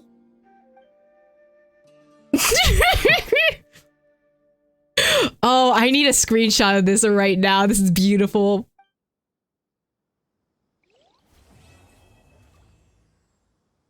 Quest completed. There it is. There is supposed to be a cutscene at the end, right? Are people just walking around in, Hey! It's Kaveh! Wait. You weren't here before. Hold on. 20 years ago, the Academia had just received Sachin's estate. To celebrate the huge investment, the Academia extravaganza that year was grander than usual. I was very young then, and I remember seeing posters for the Interdarshan Championship all over the city. I couldn't help but mention it to my father. I even told him that I really liked the look of the diadem. It was so unique. So he said, "Why don't I win it, so I can let you play with it for a few days?" Is that... No. Don't tell me. Kaveh blames himself for the fact that his father died because he died during the Interdarshan Championship in the desert. Is that what happened? Oh no. That made me very happy, and I nodded enthusiastically. But to my surprise, he didn't win. And when he got back home, he seemed extremely depressed. Later, he left home, saying that he wanted to do some investigating in the desert. The quicksand got him not long after that. So Kaveh blames himself because he was the one to initiate the series of events. For many years, I couldn't face up to it at all. Thank you. If I just You have kept my mouth gratitude. shut, maybe none of it would have ever happened. All right, we're not going to tell him anything because Alhaitham's probably going to break the news to him. Sorry, my mind was still on the championship. Look at me, rambling away. You look really upset. Are you sure you're okay? I'm fine. What's past is past. We need to look towards the future.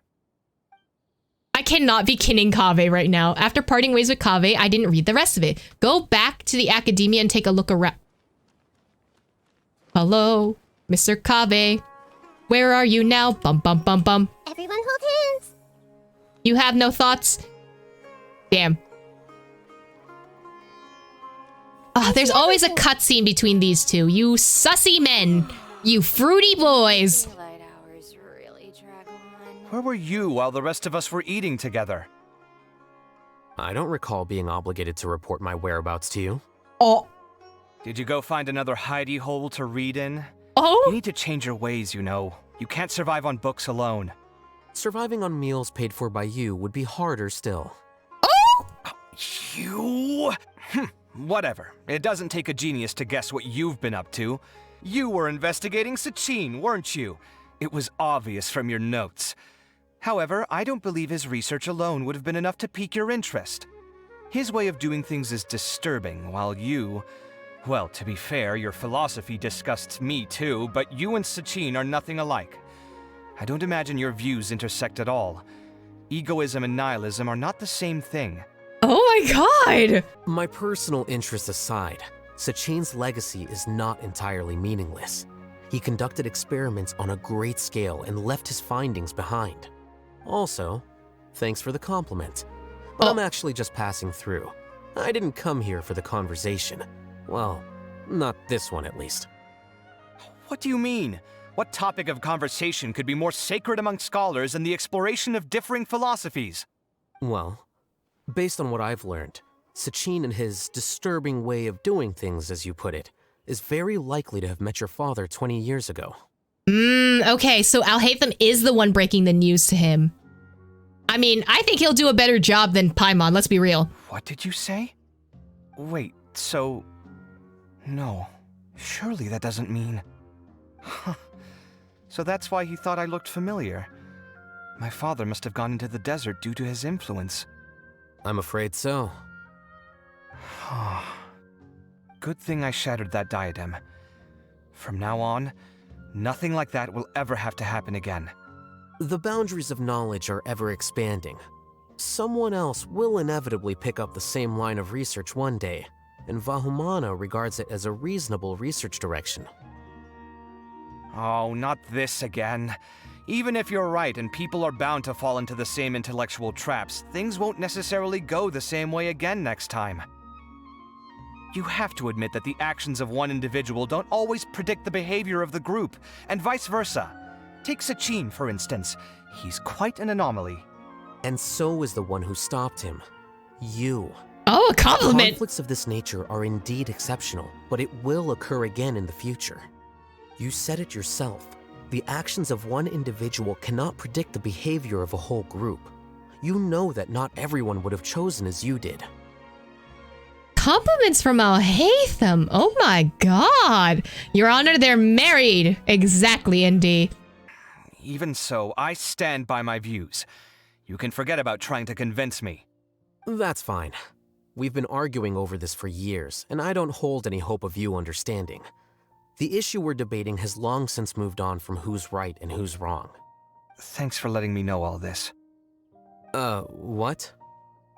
I said, thanks for letting me know. Hey, stop acting like you didn't hear me. You're doing this on purpose, aren't you? They say that earnest thanks should be given thrice, so one more time, please. Oh my god. Your Honor, they're gay. Oh my god. They're so fruity.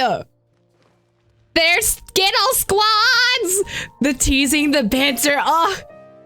Oh my god, they're so soft and private. You know, the glimpses of like, oh, they're so cute.